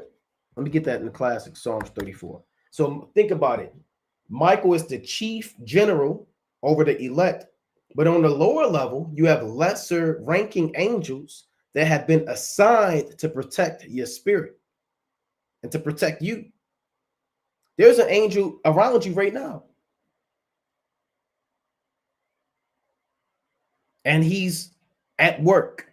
He's not taking a cigarette break. See, the angels that protect you, they're not like you and I. Jake, you steal time, you take your lunch break, and then you clock out for your lunch. You know, you're slothful, you're half performing. If the angel was like that, man, we'll all be out of here. We all be out of here, man. But the angels are right now, they're putting in work to protect you. Here it is in the Bible. Psalm chapter 34 and 6. The poor man cried, and Yahweh, Bahashmi Abishai, heard him and saved him out of all his troubles. The angel of the Lord encampeth round about them that fear him and delivereth them.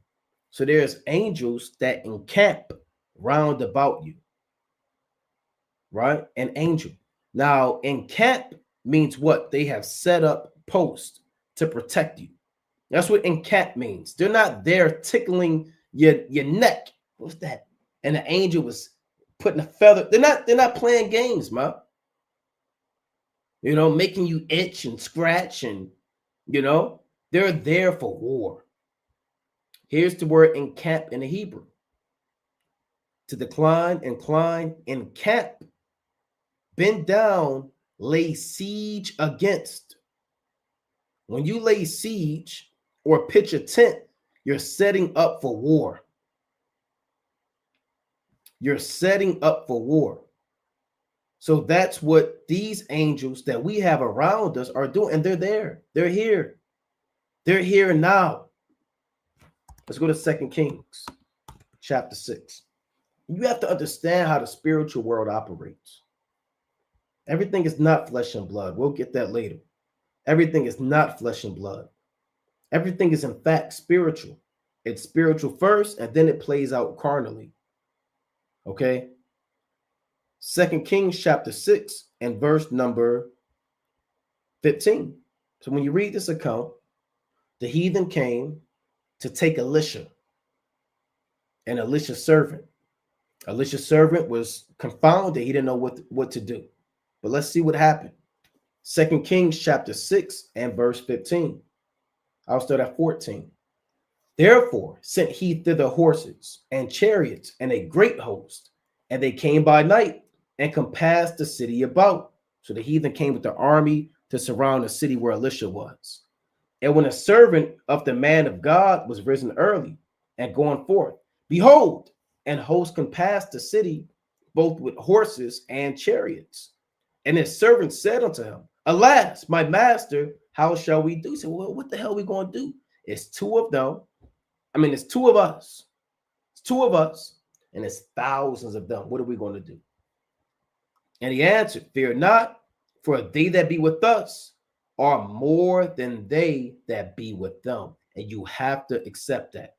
You have to accept the fact that you have more soldiers around you than a so-called white man will ever have.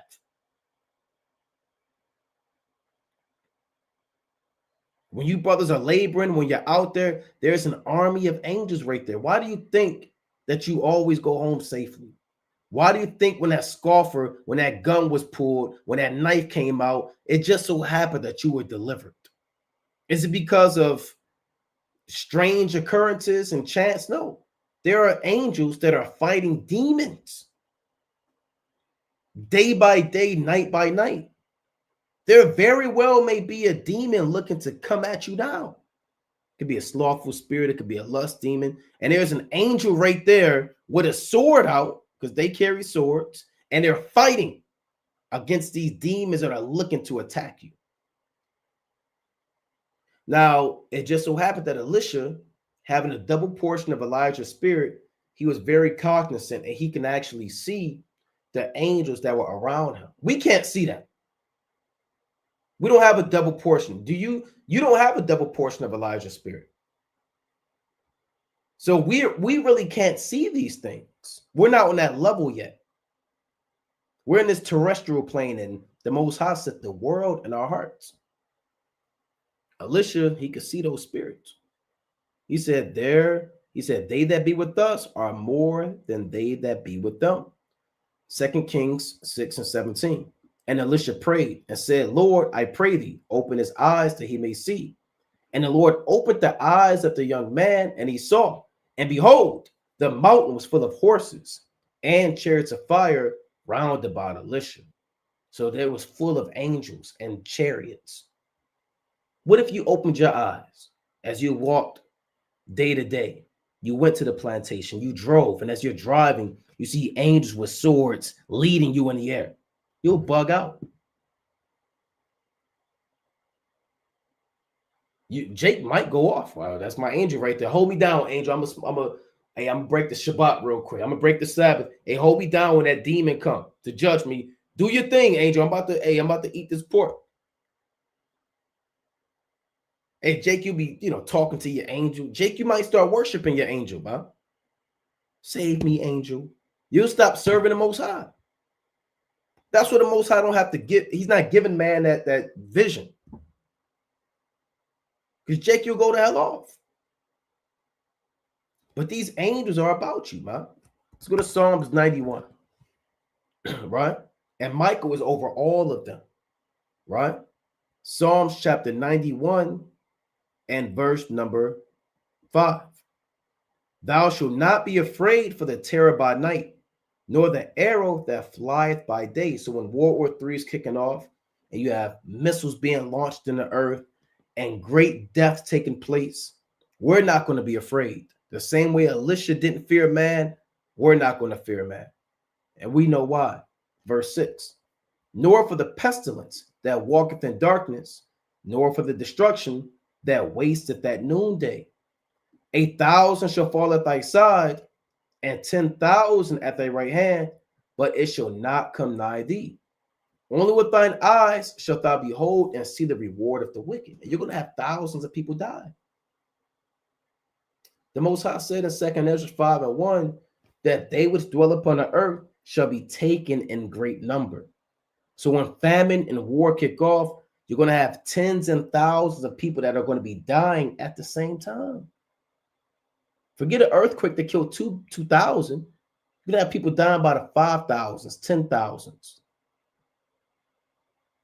Verse 9, because thou hast made the Lord, which is my refuge, even the Most High, thy habitation.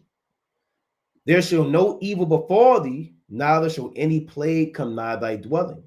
For he shall give his angels charge over thee to keep thee in all thy ways. So when we're pilgrims on the earth, a lot of times we talk about the physical things that are going to happen, right? You're a pilgrim, you're on a run, you might be in the woods.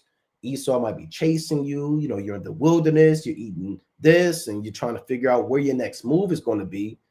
But on a spiritual side, while you are a pilgrim on the earth in the day of Jacob's trouble, in the peak of World War III, as you're on a run or you're in a FEMA camp, regardless of where you are, all that matters is not where you are, it's the fact that the angels have been assigned to protect you. They're assigned to protect you. So when evil spirits are coming against you, the angel is there to deliver you. And you're going to have evil spirits coming against you. Spirits of doubt. The angel's going to protect you from that. Keep you in the faith. Spirits of anxiety, spirits of infidelity, and you don't believe in the Most High, or incredulity, that's a lack of faith, right? With a spirit of fear of man, those are different demons. Death, actual death angels, those spirits are going to be looking to kill you and take you over in Jacob's trouble. But the Most High is going to have an angel over there to destroy or to essentially war against those demons. So those demons don't come against you. Because if those demons come against you, they get inside of you. And they affect not your flesh, they affect your spirit. Because your angel is a spirit. Or it's like your spirit is essentially like an angel. And you really don't know, neither can we comprehend how many times the angels that are about us delivered us from evils. But what the Most High is saying, in the days of Jacob's trouble, those angels are going to be around you, protecting you from soldiers. When I say soldiers, I'm not talking about military officials that operate in the American government. I'm saying soldiers that are in Satan's army. And that's what the Most High said. They aim fiery darts. The fiery darts of the wicked. That's warfare, spiritual warfare. Right? So the angels, Michael, they're going to play a role not only in the physical level, but these spirits on the right-hand side are going to protect us even on a spiritual level as well. Right? Even on a spiritual level. Let's go to Matthew 18:10. Right? So yes, the carnal aspect of Jacob's trouble is well known and we understand. But the spiritual level of it, we also want to address as well, right? To understand that we have to have faith in the Most High. Matthew chapter 18 and verse 10. Take heed that ye despise not one of these little ones. For I say unto you that in heaven their angels do always behold the face of my Father which is in heaven. For the Son of Man is come to save that which was lost. And that's heavy right here, man. The Lord said, watch how you move around my little ones. The little ones are the new babes, the elect, if you will. The Lord said, those angels that I gave to watch over them, they always report back to me about them. Are they okay? Are they taken care of? What are their prayers? What do they need? What did you do today? Those angels, they always report to the Most High. And they always are in the face of the Father to give an account of how you were delivered from particular evils in this land. You don't know that. You're just going to work, you're coming home, you're unwinding, you're kicking your feet up, that car accident, right, that you could have got in, you didn't get into it. Esau, people looking to kill you, hunt you down, it could have happened, but it didn't happen.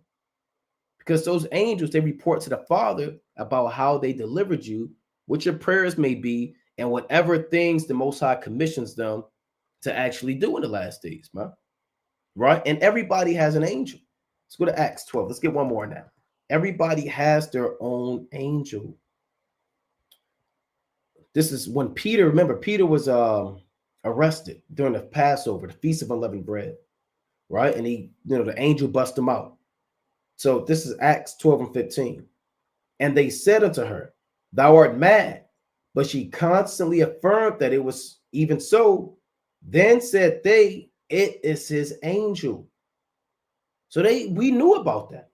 When Peter was locked up, don't you know his angel bust him out of prison?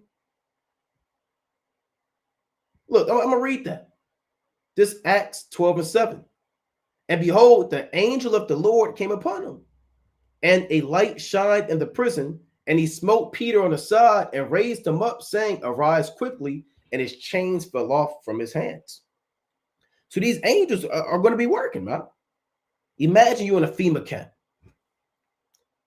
right? You're in the back of some military van with a black bag on, man. A black bag, and you're bruised and beat up over your head. You don't know where you're going. Your feet are shackled. Your hands are shackled. You on the bus, man. And all of a sudden, the bus stop, it starts shaking. Kind of flip over. You kind of flip over. The angel come. You see an angel, and he sliced your handcuff chains, man, and your feet chains. And he said, it's time to make moves. Let's go. Let's go. And you see him thrusting through all of the Edomites. That's what the angel did to Peter. I mean, it happens. This is what I'm telling you is not far-fetched. It's not as if these things haven't happened before. What happened when the three holy children were in the furnace? Nebuchadnezzar got up and said, lo, I see 4 men loose, and the fourth is like the Son of God. The Lord had an angel in the fiery furnace. When Daniel was in the lion's den, Daniel said that God sent an angel to shut the mouth of the lion. Daniel said that. He said he sent the angel to shut the mouth of the lion. So the angels have delivered Daniel in the lion's den. They delivered Hananiah, Azariah, Mishael. They delivered Peter.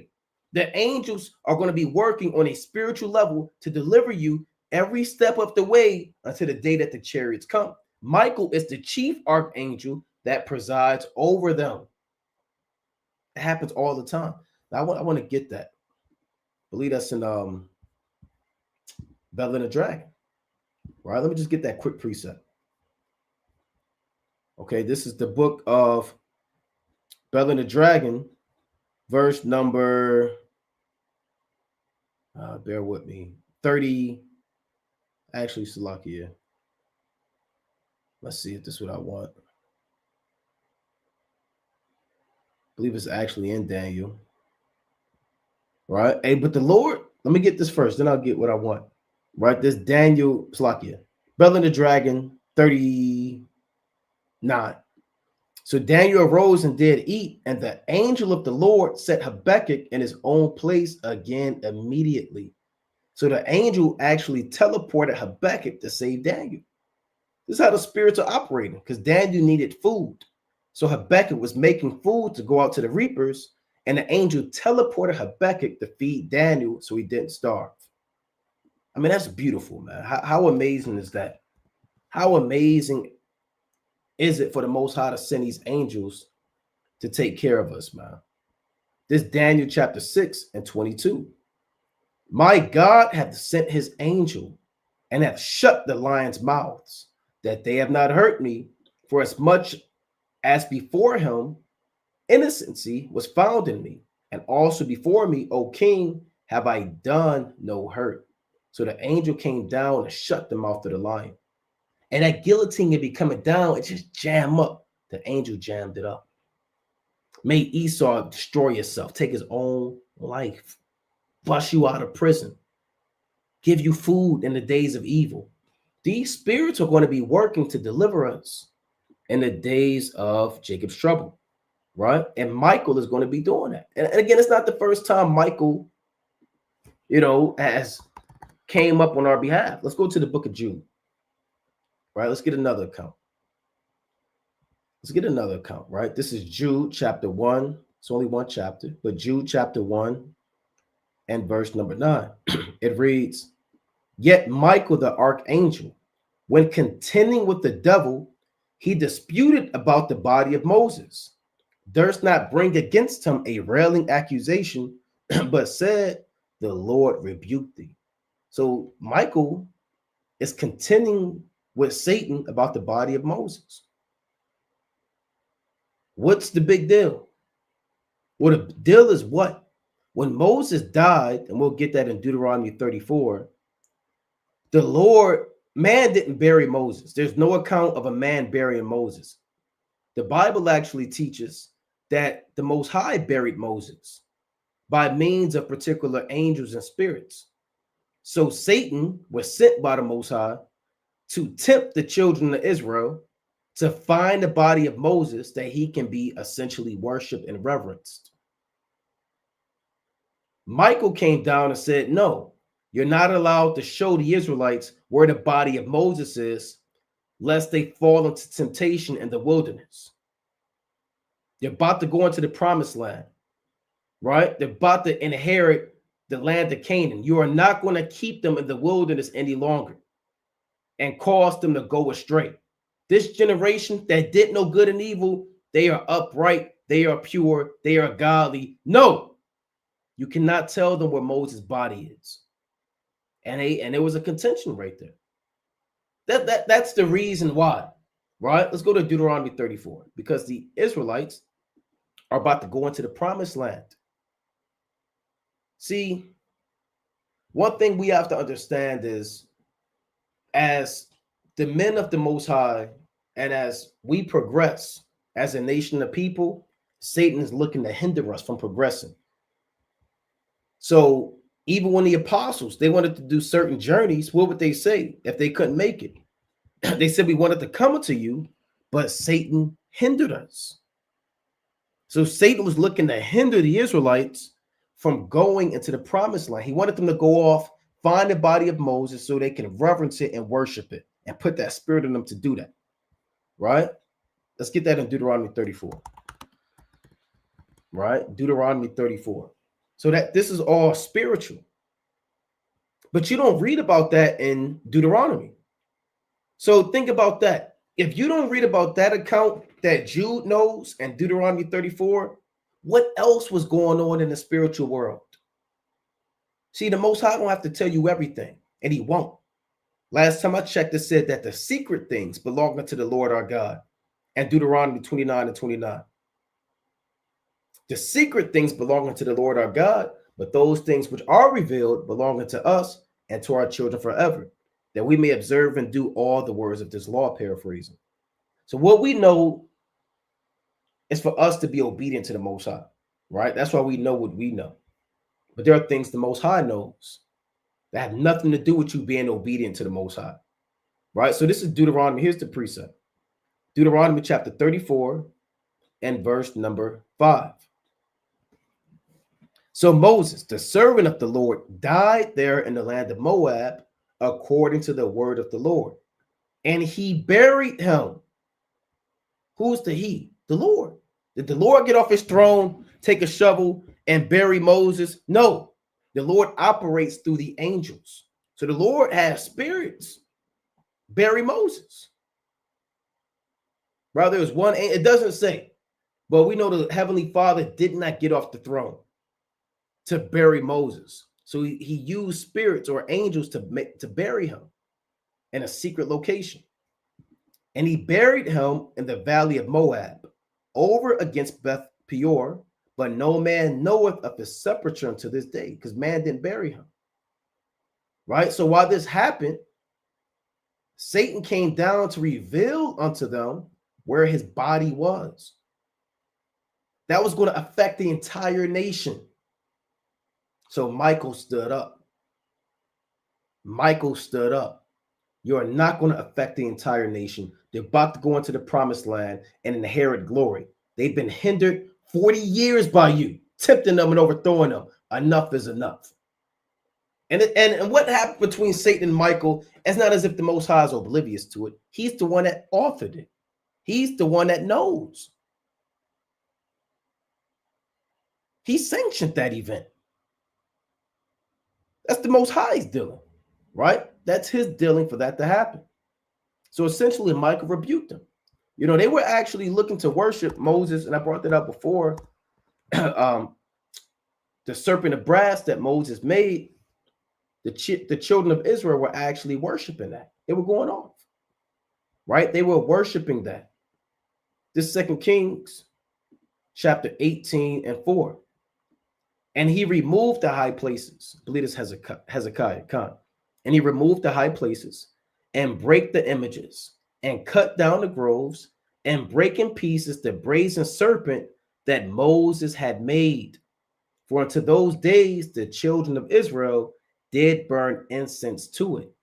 And he called it Nehushtan. So they were going off. Moses in Numbers 21, he made that serpent of brass. Lo and behold, who was worshiping it? The Israelites, man. They were taking care of sepulchres. In the book of Acts, they said, we still have David's sepulchre. They had whited out sepulchres. They put these men that died on a very high level. There's nothing wrong, with your fathers and, what they have done. But Moses, Satan knew if he can get them to find the body of Moses, they would have carried that like it was the Ark of the Covenant, right? So that's not the only time that Michael stood up, right? Michael has stood up plenty of times on behalf of the Israelites. Because why? He's the great prince. You have princes and top angels in the heavens. And remember, you have princes on the earth, right? Numbers chapter 1 and verse 16. These were the renowned of the congregation, princes of the tribes of their fathers, heads of thousands in Israel. So everything that we were instructed to do in the wilderness is a direct reflection of what's being done in the third heaven, from the building of the altar to the altar of incense, right, to the showbread. All these things are done in the heavens. Even the concept of us being a moving army in the wilderness, that's the army in the heavens. We have princes on the earth. You have princes in the heavens. You have soldiers in the earth. You have soldiers in the heavens. You have an earthly host. You have a celestial host. You have a terrestrial host. And you have a heavenly host. There are armies in the earth and there are armies in heaven. There are princes in the earth, like I said before, and there are princes in the third heaven, right? Let me get that in Sirach 33. There's always that just balance with the Most High, right? There's always that just balance. This Ecclesiasticus, the 33rd chapter, and let's read verse number 14. It reads, I'll read 14 and 15. Good is set against evil, and life against death. So is the godly against the sinner, and the sinner against the godly. That's the balance, right? Good and evil, the opposites. So look upon all the works of the Most High, and there are two and two, one against another. That's why I gave the example of Joab, the general, and Michael being somewhat of a general. Yahushua is the king like David is the king. All right? And the Most High, he's just the Most High. So all the works of the Most High are balanced. They're always balanced. Let's get another quick account of Michael standing up for us again. Not just in the book of Jude. Let's go to Daniel, the 10th chapter. So this is Daniel chapter 10 and verse number 1, right? Daniel 10 and 1. In the 3rd year of Cyrus, king of Persia, a thing was revealed unto Daniel, whose name was called Belshazzar. And the thing was true, but the time appointed was long. And he understood the thing and had understanding of the vision, right? So this during the Persian captivity. Verse 2, in those days I, Daniel, was mourning 3 weeks. I ate no pleasant bread, neither came flesh nor wine in my mouth, neither did I anoint myself at all, till 3 whole weeks were fulfilled. So he was fasting for 21 days, essentially, right? And in the 24th day of the 1st month, as I was by the side of the great river, which is Hiddekel, that's the Tigris River, then I lifted up mine eyes, And look, and behold, a certain man clothed in linen, whose loins were girded with fine gold of Uphaz. So he saw Yahweh Shai, right? Straight up and down. Daniel 10, 5 and 6 fits directly Revelation chapter 1, 13, 14, and 15. So he was fasting 21 days. He saw this vision of the Lord. Now I want to jump down. Let's jump down. Daniel chapter 10 and 11. I will start at 10. And behold, a hand touched me, which set me upon my knees and upon the palms of my hands. So Daniel fainted, and another angel came down and touched Daniel so Daniel could wake up. And Daniel's on, his hands and his knees. He's confounded at this vision that he saw. He can't believe it. He's never seen anything like it. This angel touched him, right? And he said unto me, O Daniel, a man greatly beloved, understand the words that I speak unto thee, and stand upright, for unto thee am I now sent. And when he had spoken this word unto me, I stood trembling. So he went from fainting, then the Lord strengthened him, then he was standing up trembling.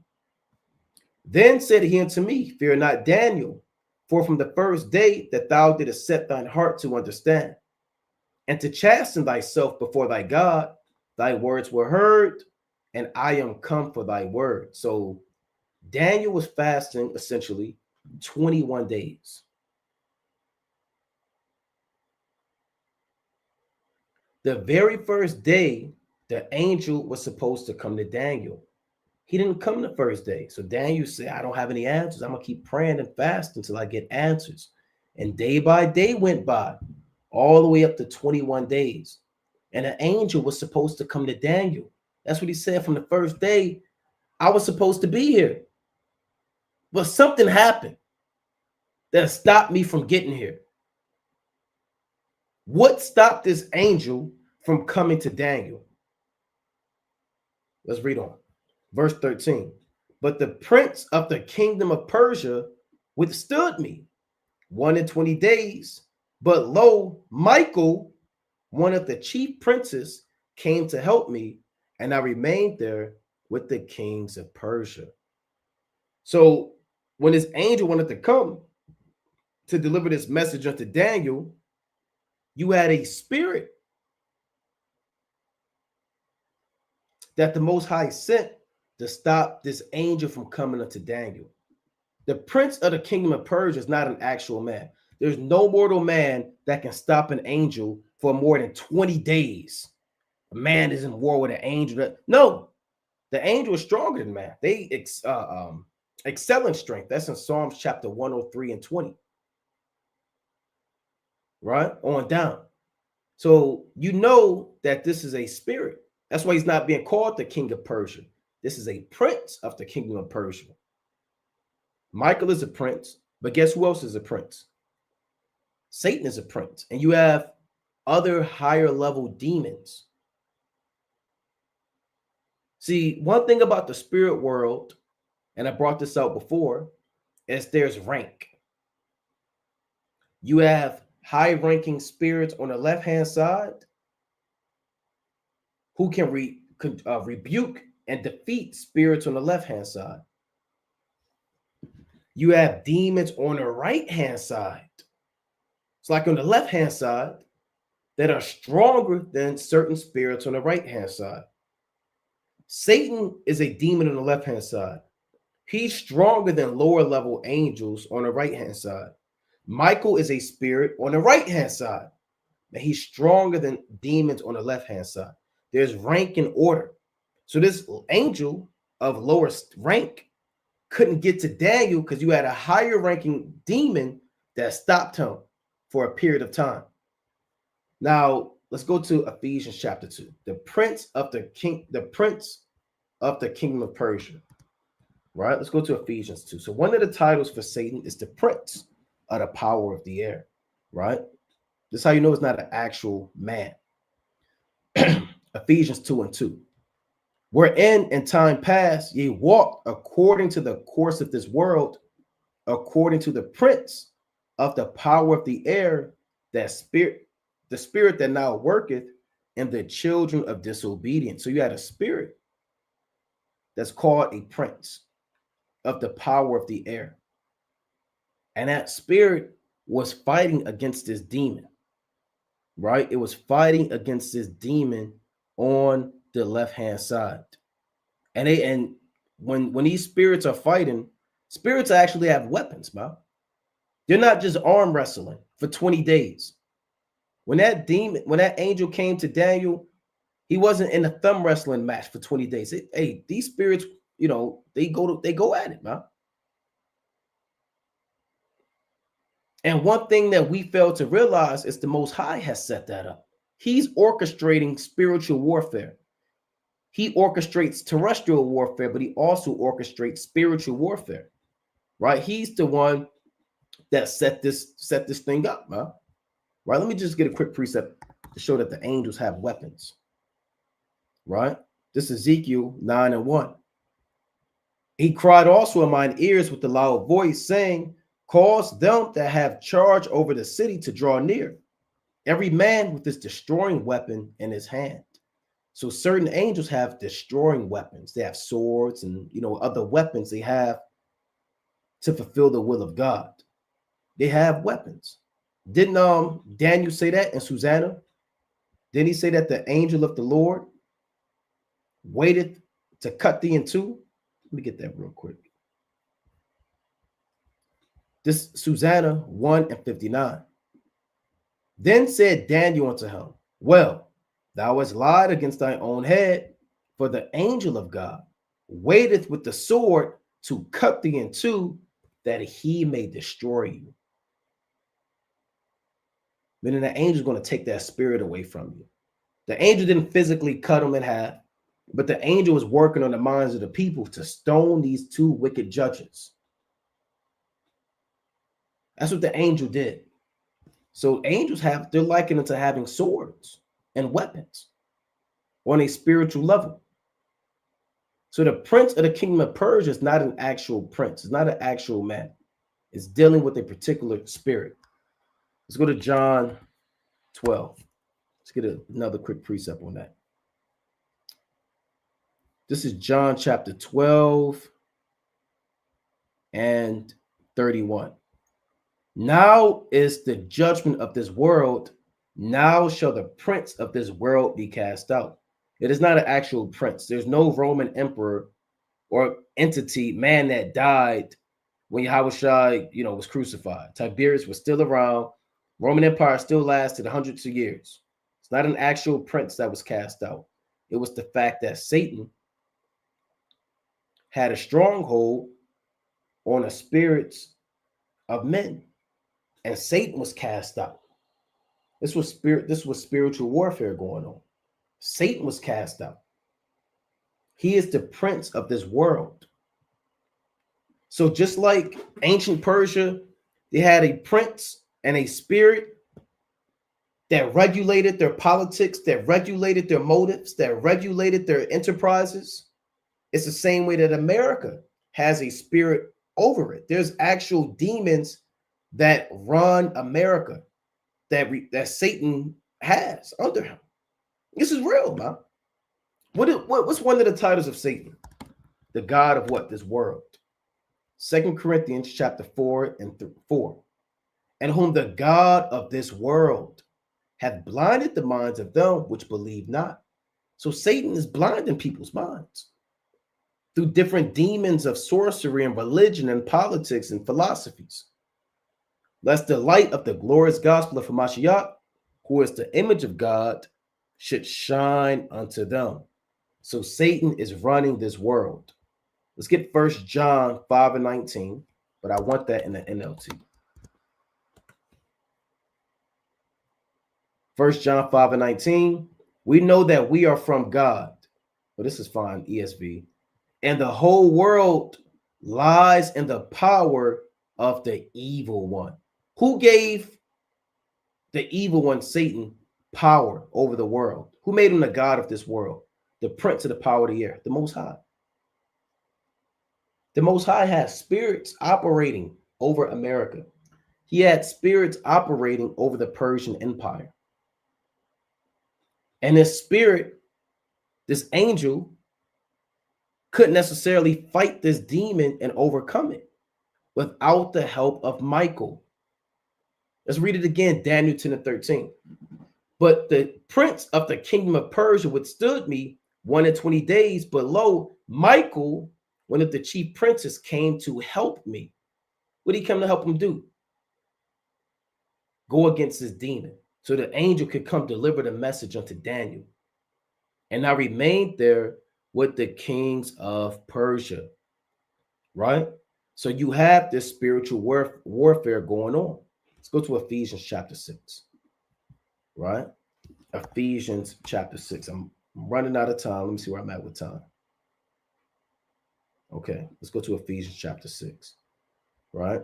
I'm pressed for time, so I'm going to try to get as much as I can through the spirit and power of Yahweh and his only begotten son, Yahweh Shai. Right? So this is Ephesians chapter 6 and 12. For we wrestle not against flesh and blood, but against principalities, against powers, against the rulers of the darkness of this world, against spiritual wickedness in high places. So Daniel 10 and 13 links directly up with Ephesians 6 and 12. Our fight in Jacob's trouble, yes, you may say it's physical. Yes, you're dealing with Esau's military. Yes, you're dealing with the so-called white man's guns and him being a madman and his physical red skin and his physical countenance. Yeah, you're dealing with that physically in Jacob's trouble. But really, you're not. You're dealing against demons. There are demons that are going to be in the minds of those Edomites, causing them to be madmen. What demons are going to be in them in Jacob's trouble? Wrath. That's an actual demon. Malice, hatred, variance, envy, confusion. Those are demons. And that's what you're really going against. Now, you're going to be in the flesh and you're not, oh my God, this is demon. You're going to just be looking that thing head on. But right now, I'm telling you through the spirit of the Most High that it's beyond just them with guns. It's spirits. So the angels that are around you, that are protecting you, they're protecting you from those spirits on those Edomites. That's the war that's going to be going on. It's not about flesh and blood. It's about the spiritual warfare that's also going to be taking place in Jacob's trouble. Because those soldiers on the left-hand side are coming against us. And we're going against these principalities. What is a principality?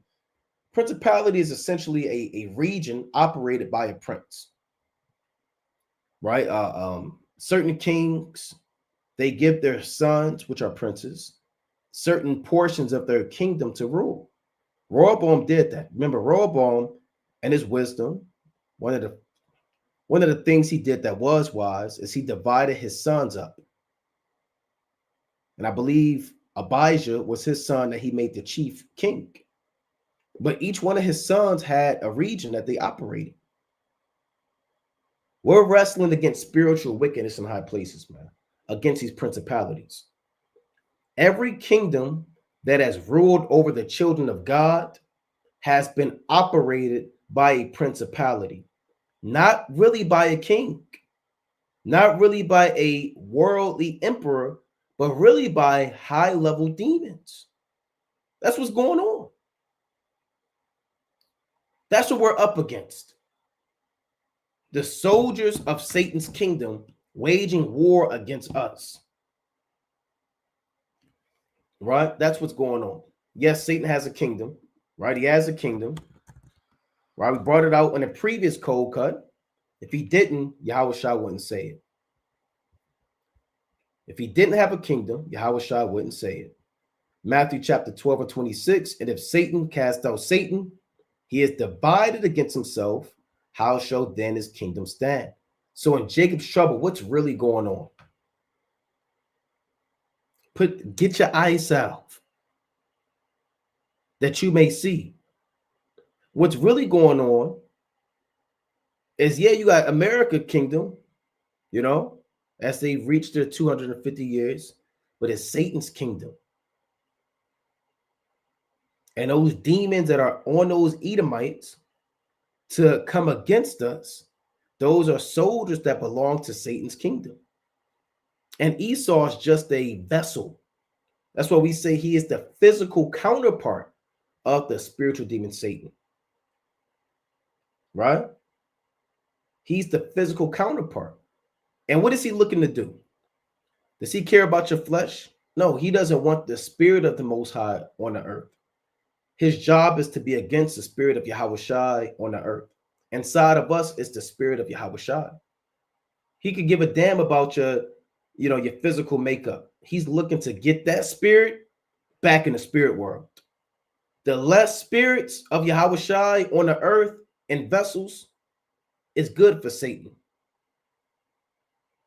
So he's looking to tempt you with demons so the demon could kill you and then send you back to the spirit world so there's no longer those righteous spirits on the earth. And he's going to use the so-called white man to execute that in full wrath, right? So his kingdom is manifest in these last days, right? Let's go to the book of Daniel again. Let's go to Daniel 10 as we wind down. So Michael, he's the archangel of Jacob's trouble. He's going to stand up on a physical level, but we're going to jump down to Daniel 10 and show you, as we have been showing you, what's taking place on a spiritual level. So let's read Daniel 10 and 13 again, and then we'll jump down, because there's another point I want to make. Daniel 10 and 13. But the prince of the kingdom of Persia withstood me 120 days. But lo, Michael, one of the chief princes, came to help me, and I remained there with the kings of Persia. Now, this is Daniel 10 and 14. Now I am come to make thee understand what shall befall thy people in the latter days, for yet the vision is for many days. So this demon was stopping Daniel from getting his vision. But Michael came to help him fight against this demon. Then Daniel was going to get the vision, right? So let's jump down. This is Daniel chapter 10 and verse 20. Here's the point. It's like Daniel chapter 10 and 20. Then said he, knowest thou wherefore I come unto thee? This is what the angel told him. And now I will return to fight with the prince of Persia. And when I am going forth, lo, the prince of Grecia shall come. What does that mean? The angel told him, I'm here to deliver the message. After this message is delivered, I got business I got to take care of. I got to go back and fight against this spirit that's operating over the Persian Empire. Now, on a spiritual level, how did that play out? The demon went to fight against a spirit that was residing over Persia. And once that spirit was defeated, you saw it play out on the earth. See, why did the Persians invade Greece?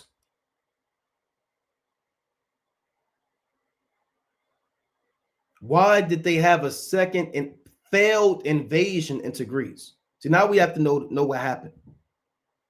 How did the Persian Empire get defeated physically? What made them invade Greece? What spirit was on them? All their failures that they did is a result of what was happening in the spiritual world. That was a result of that prince of Persia being cast out. You saw it play out on the earth. They went into Persia. They got defeated by the Greeks, by Alexander. Their kingdom was overthrown. Once their kingdom was overthrown, that was a sure sign that that principality over Persia was also overthrown. By the time that Alexander defeated the Persians in around 331 BC, that principality was already on his way out. And there was a new principality coming in. That was the prince of Grecia. Let me go to Sirach chapter 10. Right? So as kingdoms fall physically, before they even fall, the principalities that operate that kingdom, they're already cast out and sent back to the spirit world. That's what's going on. Now, I wanted to get Sirach chapter 10. Right? Let's go to Ecclesiasticus chapter 10. Like I said, we're getting a few more. Right? This Ecclesiasticus chapter 10 in verse number 8. Because of unrighteous dealings, injuries, and riches got by deceit, the kingdom is translated from one people to another. Happens physically, but spiritual principalities are translated. That's what the angel told him as well. The angel told him, when I am going forth, lo, the prince of Grecia shall come. Because after the Persian Empire was defeated, the Greeks came, and the Greeks were being operated by another principality. When the Roman Republic defeated the Greeks around the time of the Battle of Corinth and the Macedon Wars, when the Greeks were defeated, what was going on?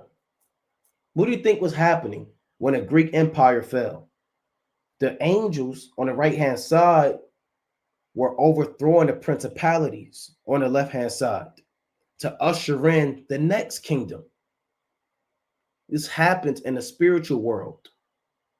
For every historical event in the land of the living, there are spiritual events that orchestrate that angels that operate behind the scenes.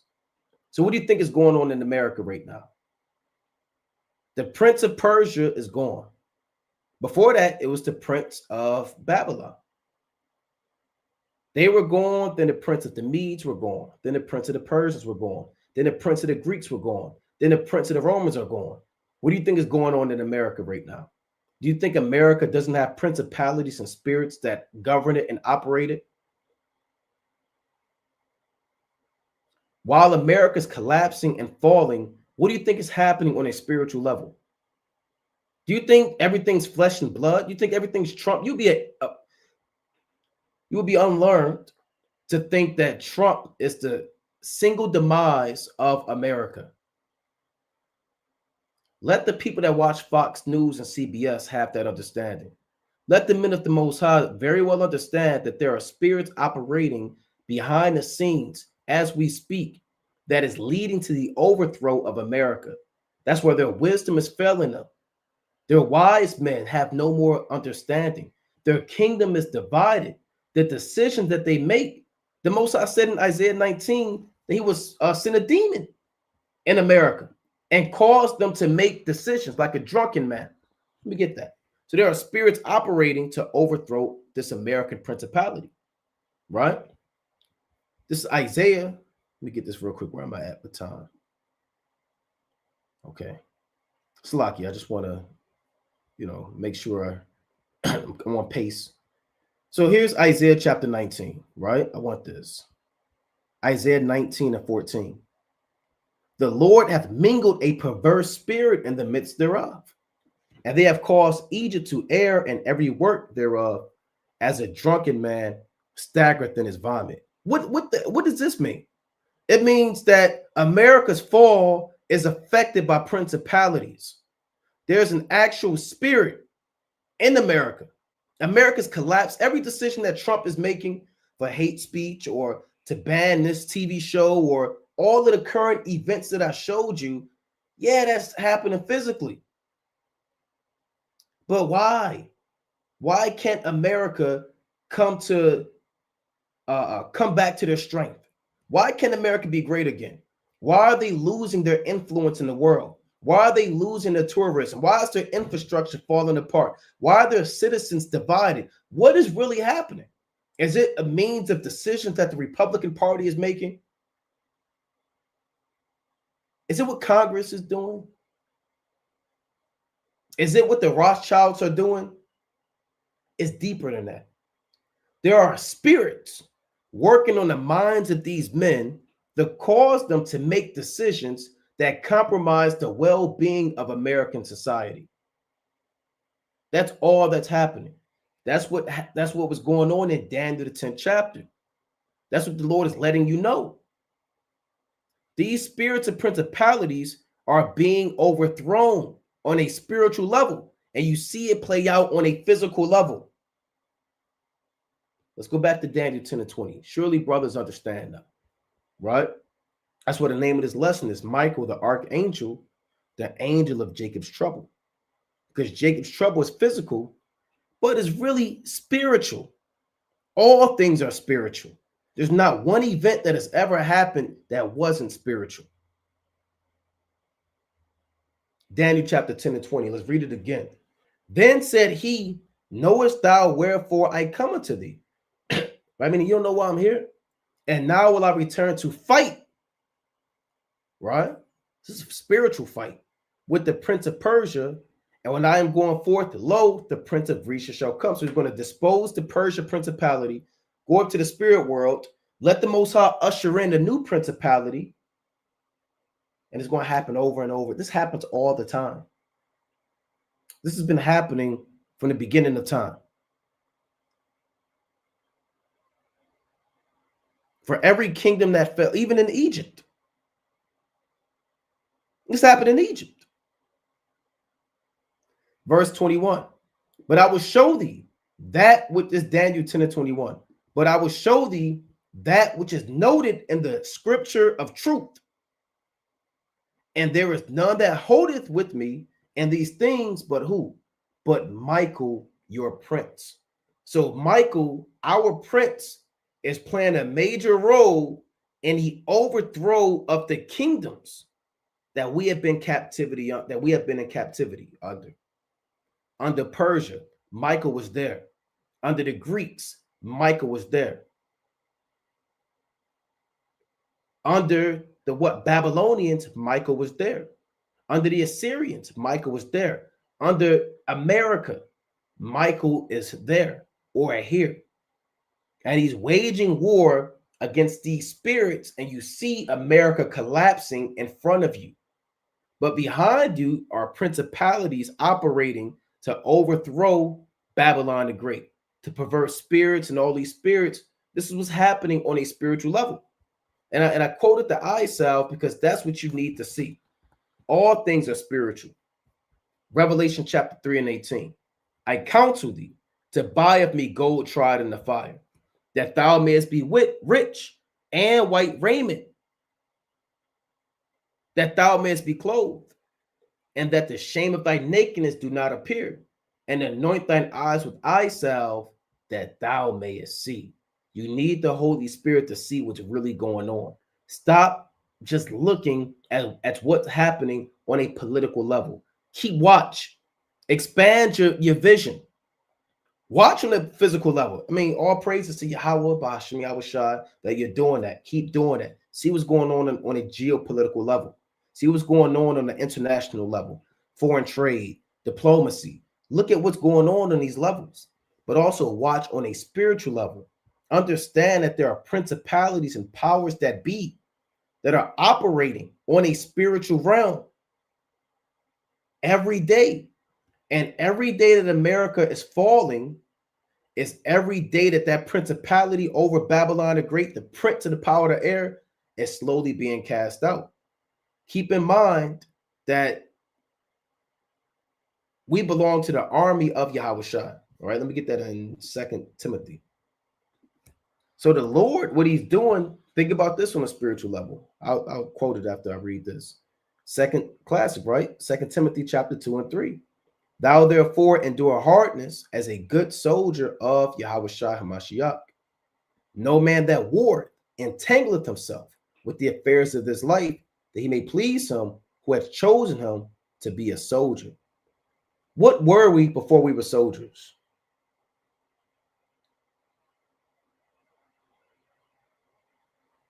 We had demons on us. We was in the world. We belonged to Satan's kingdom. I'm going to just put it out there. Before you were a soldier in Yahushua's kingdom, you were a soldier in Satan's kingdom. What did Yahushua do? Yahushua rescued you and delivered you from being a soldier in Satan's kingdom and brought you to be a soldier in his kingdom. Satan is losing soldiers day by day, every second, every minute. Somebody's repenting and coming back to the kingdom of Yahushua. So he's coming down with, that's what Jacob's trouble is about, right? Yeah, you see hate speech and all this stuff going on, but it's really about the fact that Satan is losing soldiers day by day. And all those men in the world, they're coming back to Yahushua. So he's going to look to have an insurrection to overthrow the kingdom of Yahushua in the land of the living. Right? We've been translated. I brought that out earlier. We've been translated to the kingdom of Yahushua. Colossians chapter 1 and 12. 1 and 13. Colossians 1 and 13, who hath delivered us from the power of darkness, that's what Yahushua did, and hath translated us unto the kingdom of his dear son. So instead of belonging to Satan's army, we belong to Yahushua's army. We were horrible soldiers in wickedness. Now we're good soldiers in Yahushua. This is war going on. Yahushua did that, man. Let's go to Colossians, the 2nd chapter. He rescued us. Colossians chapter 2 and 15. And having spoiled principalities and powers, he made a show of them openly, triumphing over them in it. So what Yahushua did on the spiritual level is deliver us from the power of sin. And he spoiled principalities, these demons and strongholds that were once over us. Yahushua defeated them, so they don't have dominion over us. There's a reason why you don't smoke weed. Is it because you're so strong and you're so mighty and you're so great? Is that the reason why you don't break the Sabbath anymore? Why you don't commit adultery? Because of you? No, it's because of Yahushua, who overthrew Satan's stronghold on you. That's the reason why you have fringes on, why you have a beard on your face, why you're watching the live, why you're in the spirit of the Most High on the Sabbath. Because Yahushua spoiled, meaning he destroyed the powers and spirits that had dominion over you. And now you belong unto him. And we were translated and rescued into the kingdom of Yahushua. That happened on a spiritual level. It's happening. And while that's happening, Michael is doing this on a spiritual level, overthrowing that entire principality. That spiritual warfare, spiritual wickedness in high places. Right? Let's get maybe one more and we're going to wind down. 2 Corinthians chapter 10 and verse number 3. For though we walk in the flesh, we do not war after the flesh. So this war that we're talking about, this spiritual conflict that we're in, is not after the flesh. It has everything to do with the spirit. We don't go to war against these demons with a gun. A gun can't defeat a demon. Bow and arrow, try it if you want to, man. Tell me how much success you have with an AR-15 against lust, a lust demon. How much success are you going to have against a demon of doubt with a bow and arrow, with a gun? You're not. Our war is spiritual. And this lesson is to show you how the spiritual realm is operating in these last days leading up into Jacob's trouble. Our war is completely spiritual. You're dealing with demons, whether they hop on you, your woman, people at your job. Always have the mind that this is spiritual warfare. Satan's job is to make you forget that this is spiritual warfare and everything's logical and everything's emotional. He's the one that spoke of emotions, and these are spirits. He has downplayed the spiritual realm for far too long. And it's time for the men of the Most High to wake up and understand what's going on. Our war is not after the flesh, but is after the spirit. So with that, we're going to close up, giving, of course, our honor and our glory to Yahweh, Bahashima Mashiach Wamalak Yahushai, Michael the Archangel, the angel of Jacob's trouble, on a physical level and on a spiritual level. Most High willing you are edified. Keep the Sabbath holy. Tomorrow night at sundown is the memorial of the blowing of the trumpets. Right? It's Saturday night, rather. Saturday night at sundown. It's the memorial of the blowing of the trumpets. Keep the Sabbath holy. No buying on the Sabbath. No selling. No cooking. No work. No sex on the Shabbat. No speaking your own words. Doing your own pleasures. No madness. No wickedness. No folly. Keep the Sabbath day holy and be mindful of spiritual wickedness in high places. Most High willing you edified. Kwam Yashala. Shalom.